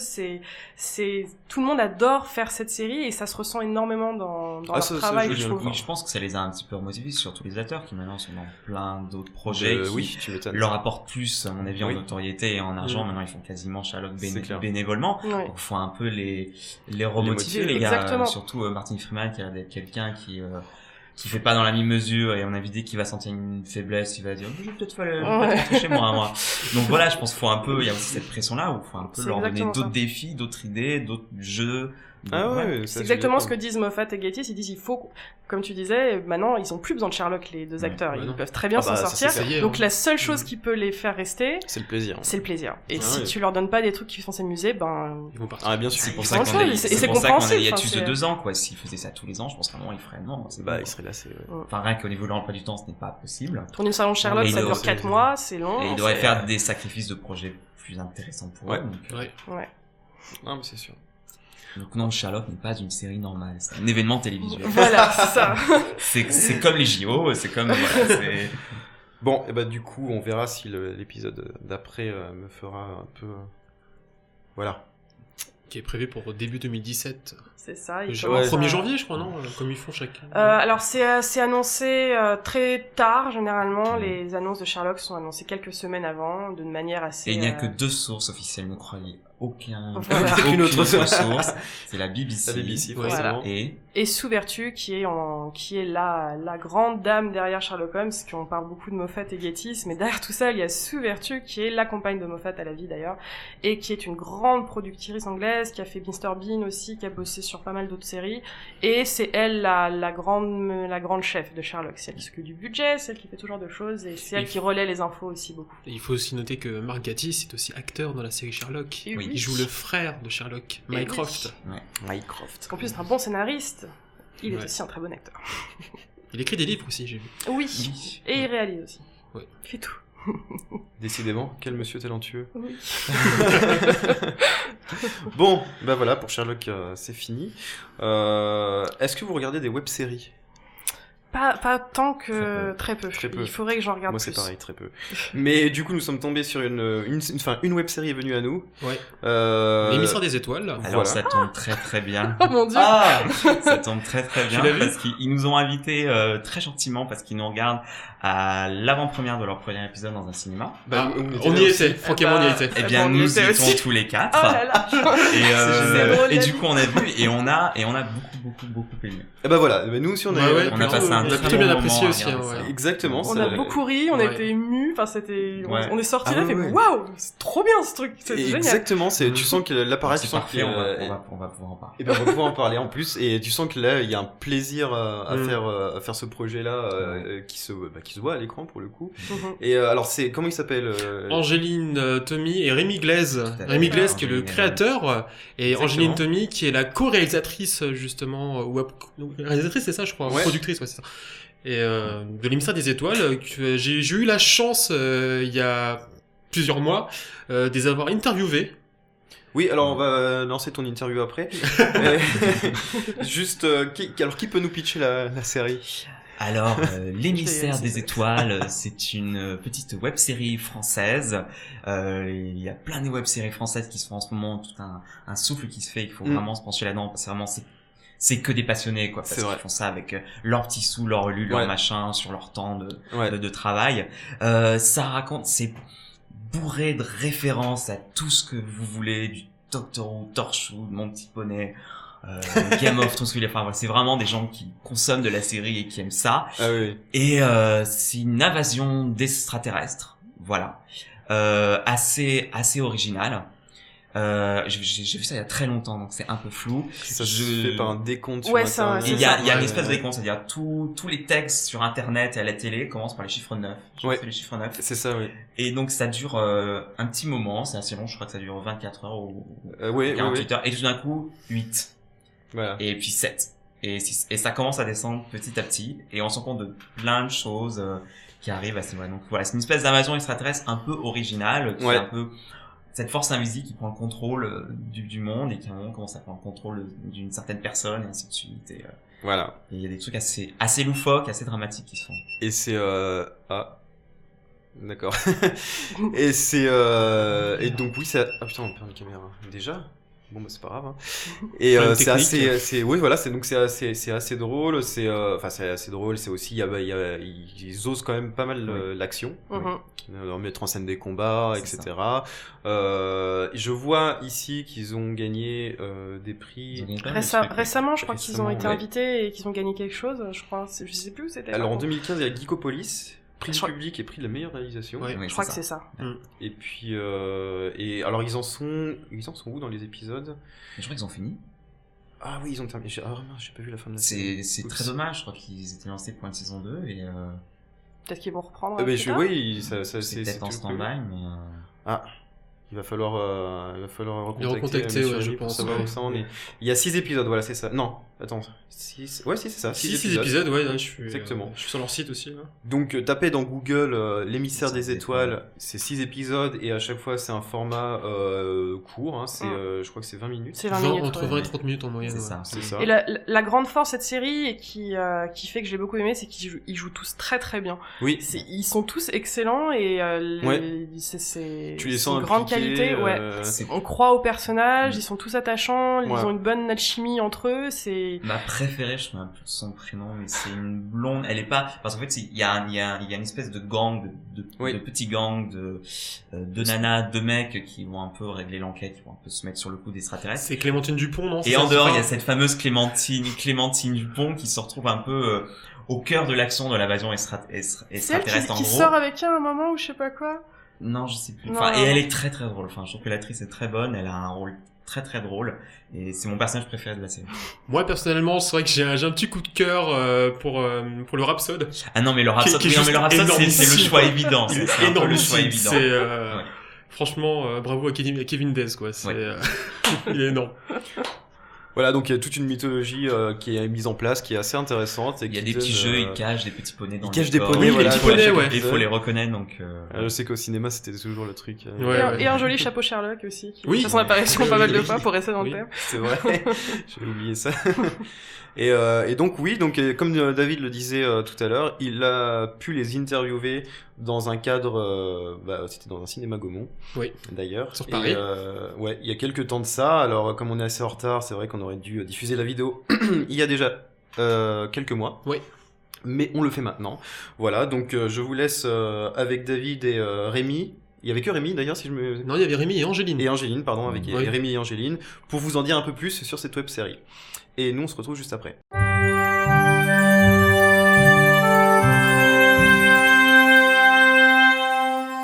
Où est le DVD? Venger la mort d'une fille que j'ai pas vue depuis des années avec l'aide d'un psychopathe, d'une princesse en fuite, d'un gars qui se prend pour un alien. C'est l'idée la plus géniale que j'ai jamais eue. Semble avoir transformé l'ensemble du réseau mondial en un... Du coup, on a vraiment commencé à la base comme un petit projet où on s'est juste dit, bon, ce serait sympa de faire un truc avec des aliens. On avait quelques idées de personnages. Rémi avait écrit en fait un jeu vidéo. Et du coup, on a repris un petit peu la structure, la base, les idées. On a fait une web-série.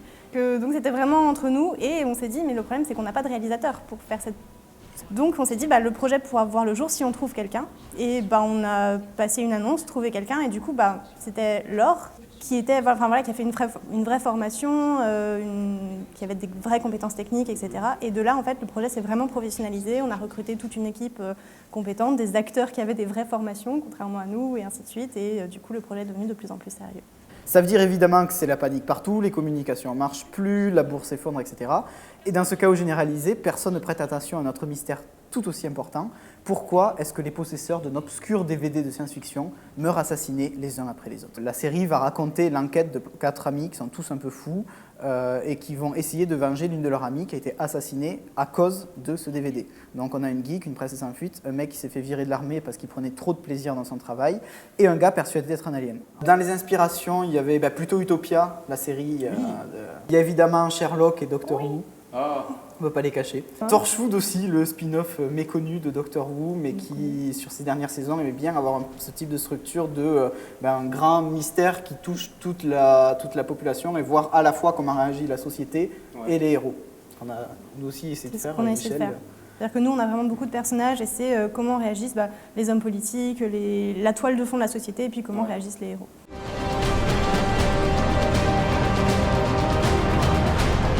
Peut-être n'y a-t-il pas d'autre choix alors.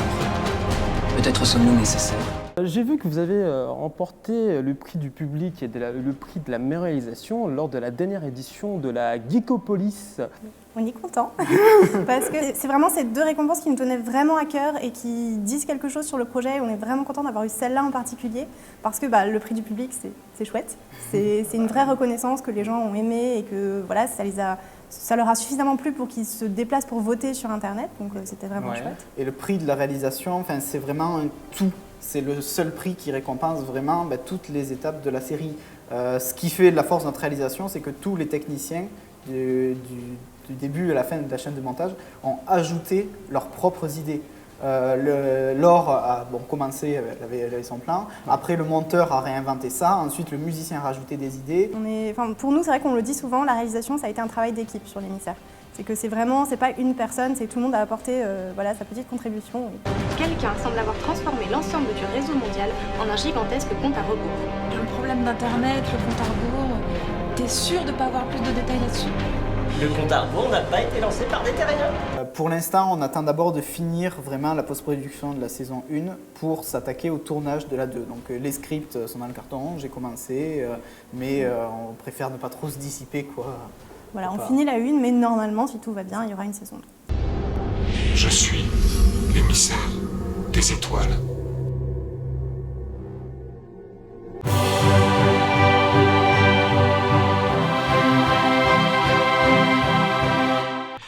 Voilà, donc c'était l'interview de David avec les créateurs de l'émissaire des étoiles. Comme je vous disais tout à l'heure, vous tapez l'émissaire des étoiles dans Google, il y a 6 épisodes, c'est assez court et vous allez voir que c'est plutôt intéressant à suivre. Voilà. Donc maintenant, avant de terminer l'émission, nous sommes en mars 2016. Depuis le début de l'année, il y a quand même plein de choses qui sont passées et j'avais envie ici de faire 2 hommages. Donc à 2 personnalités plutôt disparues en début d'année, donc en janvier. Donc le premier, c'est quand même David Bowie. Alors David Bowie, quel rapport avec le cinéma, vous allez me dire, mais il y a un gros rapport avec le cinéma. Donc David Bowie, né David Jones, et de base déjà dans sa musique, c'est un acteur. Enfin, c'est-à-dire que c'est pas une rockstar, il joue une rockstar. Il a toujours joué une rockstar. Il s'est créé des tas de personnages. David Bowie lui-même est un personnage de David Jones justement. Et que vous preniez Ziggy Stardust, Aladdin Sane ou Halloween Jack, tout ça, ce sont des personnages de David Bowie. Et évidemment, le cinéma s'est intéressé très tôt à lui. Alors en 1976, avec L'homme qui venait d'ailleurs de Nicolas Roeg, dans lequel il joue un extraterrestre qui arrive sur Terre en fait, et qui en fait est bloqué et a laissé quand même sa famille, donc sa femme et ses enfants sur une autre planète, et cherche par tous les moyens à rentrer chez lui. Donc il devient très étrange. Il est très étrange, hein, c'est très psychédélique, très particulier. Des films de SF des années 70, déprimant. Il y a une famille de films comme ça, SF déprimant. Et c'est vrai que c'est assez plutôt déprimant. Et donc il devient millionnaire et il veut construire un engin spatial pour retrouver sa planète. Seulement, entre-temps, il est démasqué. On se rend compte que c'est un extraterrestre. Il est enlevé, il est séquestré. Et puis, du coup, il perd tout. Il est ruiné. Il ne pourra jamais rentrer chez lui. Et donc, on le retrouve des années plus tard. Il a enregistré un disque. Dans l'espoir que les ondes radio parviennent jusqu'à sa femme et ses enfants pour qu'elle puisse au moins entendre une dernière fois sa voix. Donc évidemment, c'est un rôle qui ne pouvait que correspondre à David Bowie. Et donc il en a fait avant sa mort une pièce musicale qui s'appelle Lazarus à Broadway, donc dont le personnage principal, donc le sien, donc son rôle de l'époque, est tenu par Michael C. Hall, donc l'acteur de Dexter, n'est-ce pas, qui chante aussi dans le film plusieurs morceaux de David Bowie, et qui est aussi cette pièce est devenue un morceau sur le dernier album de David Bowie qui s'appelle Lazarus, dont le clip met en scène la propre mort de David Bowie. Parce que oui, effectivement, il a toujours eu le projet, quand on lit ses interviews, de mettre en scène de faire quelque chose d'artistique de sa mort.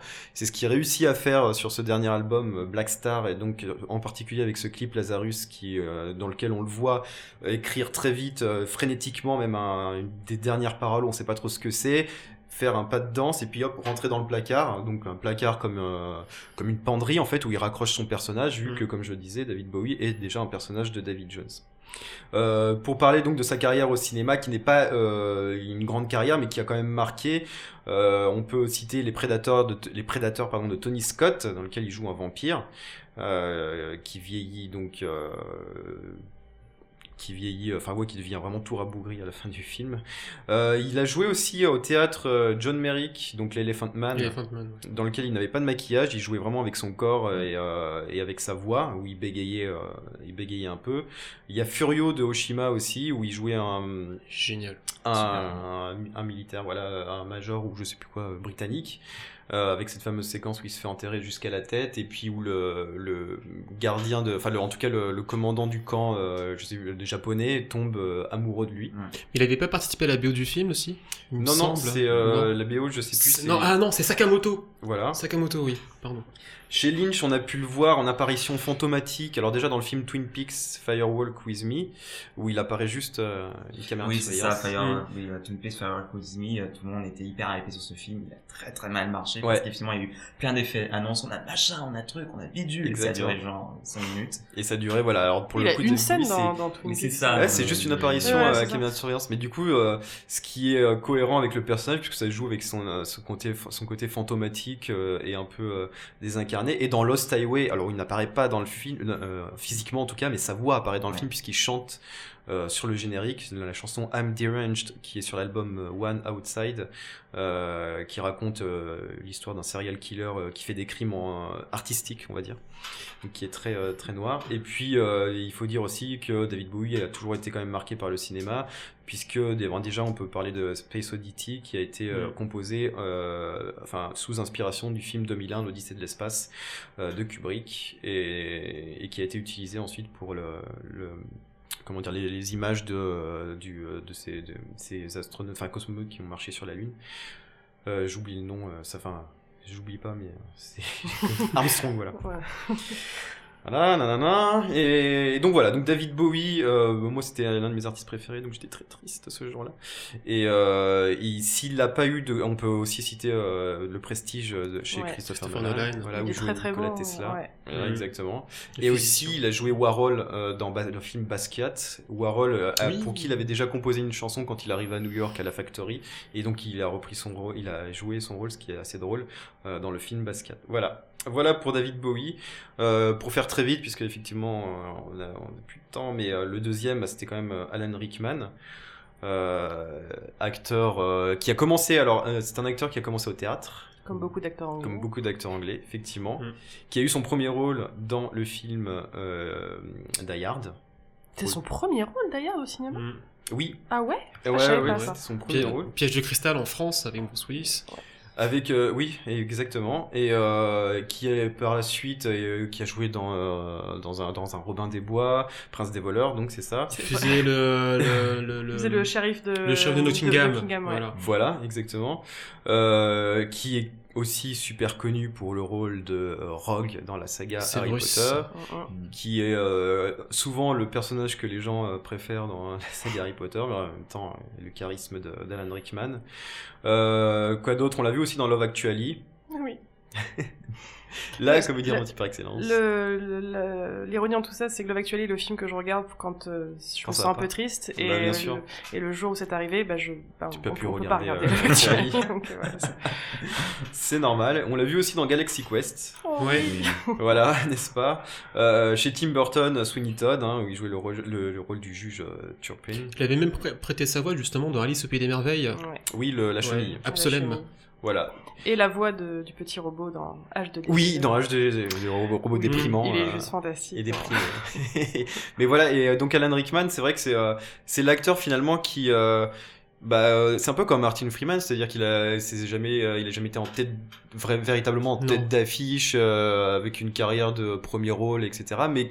Mais finalement, c'est un acteur que beaucoup de gens aiment et respectent parce que c'est toujours des rôles marquants et puis c'est une présence, il y a surtout une voix caractéristique, il chante très bien d'ailleurs. Ouais, et c'était une belle personne aussi apparemment de ce que Andy c'est exactement, ses proches, costard et ses proches, costard, c'était un homme qui était engagé dans pas mal de causes, qui était très féministe aussi, enfin je connais pas toute sa vie mais ça va d'être un mec bien en plus donc exactement et c'est Daniel Radcliffe qui disait que c'était le premier adulte à lui parler vraiment véritablement comme un adulte sur les plateaux de tournage d'Harry Potter, alors que les autres sont plus patronisants quoi, mais bon après c'est pas forcément avec mauvaise intention, mais en tout cas lui c'était vraiment le premier à le mettre sur un pied d'égalité avec lui-même. Voilà, donc alors il y en a eu beaucoup d'autres, des disparus, il y a Rivette aussi qui est mort il y a pas longtemps, Michel Galabru. Voilà, on va pas faire une liste, malheureusement on n'a pas le temps, mais bon, en tout cas David Bowie et Alan Rickman, c'était quand même deux grandes personnes disparues en ce début d'année. Voilà pour ce rêve sur toile, beaucoup trop long, je sais, encore une fois, et en plus c'est filmé, donc 1h40 en filmé, je sais. Pour le prochain épisode, nous parlerons du début d'année 2016. Parce qu'il y a eu beaucoup de choses à voir aussi quand même, et puis d'ici là on va essayer d'être plus court et puis plus concis ou pas on verra. On va essayer. On va essayer. Voilà, en tout cas pour cette reprise, merci de nous avoir suivis. À bientôt, à la prochaine. À bientôt Franck. Non mais c'est pas moi qu'il faut dire à bientôt. Je sais. À bientôt David. Et merci en tout cas, merci à Mélissa et au showrunner d'avoir été là avec nous. Merci à et on espère les avoir. De toute façon on les aura après. Donc ça c'est sûr. Allez, salut. Ciao.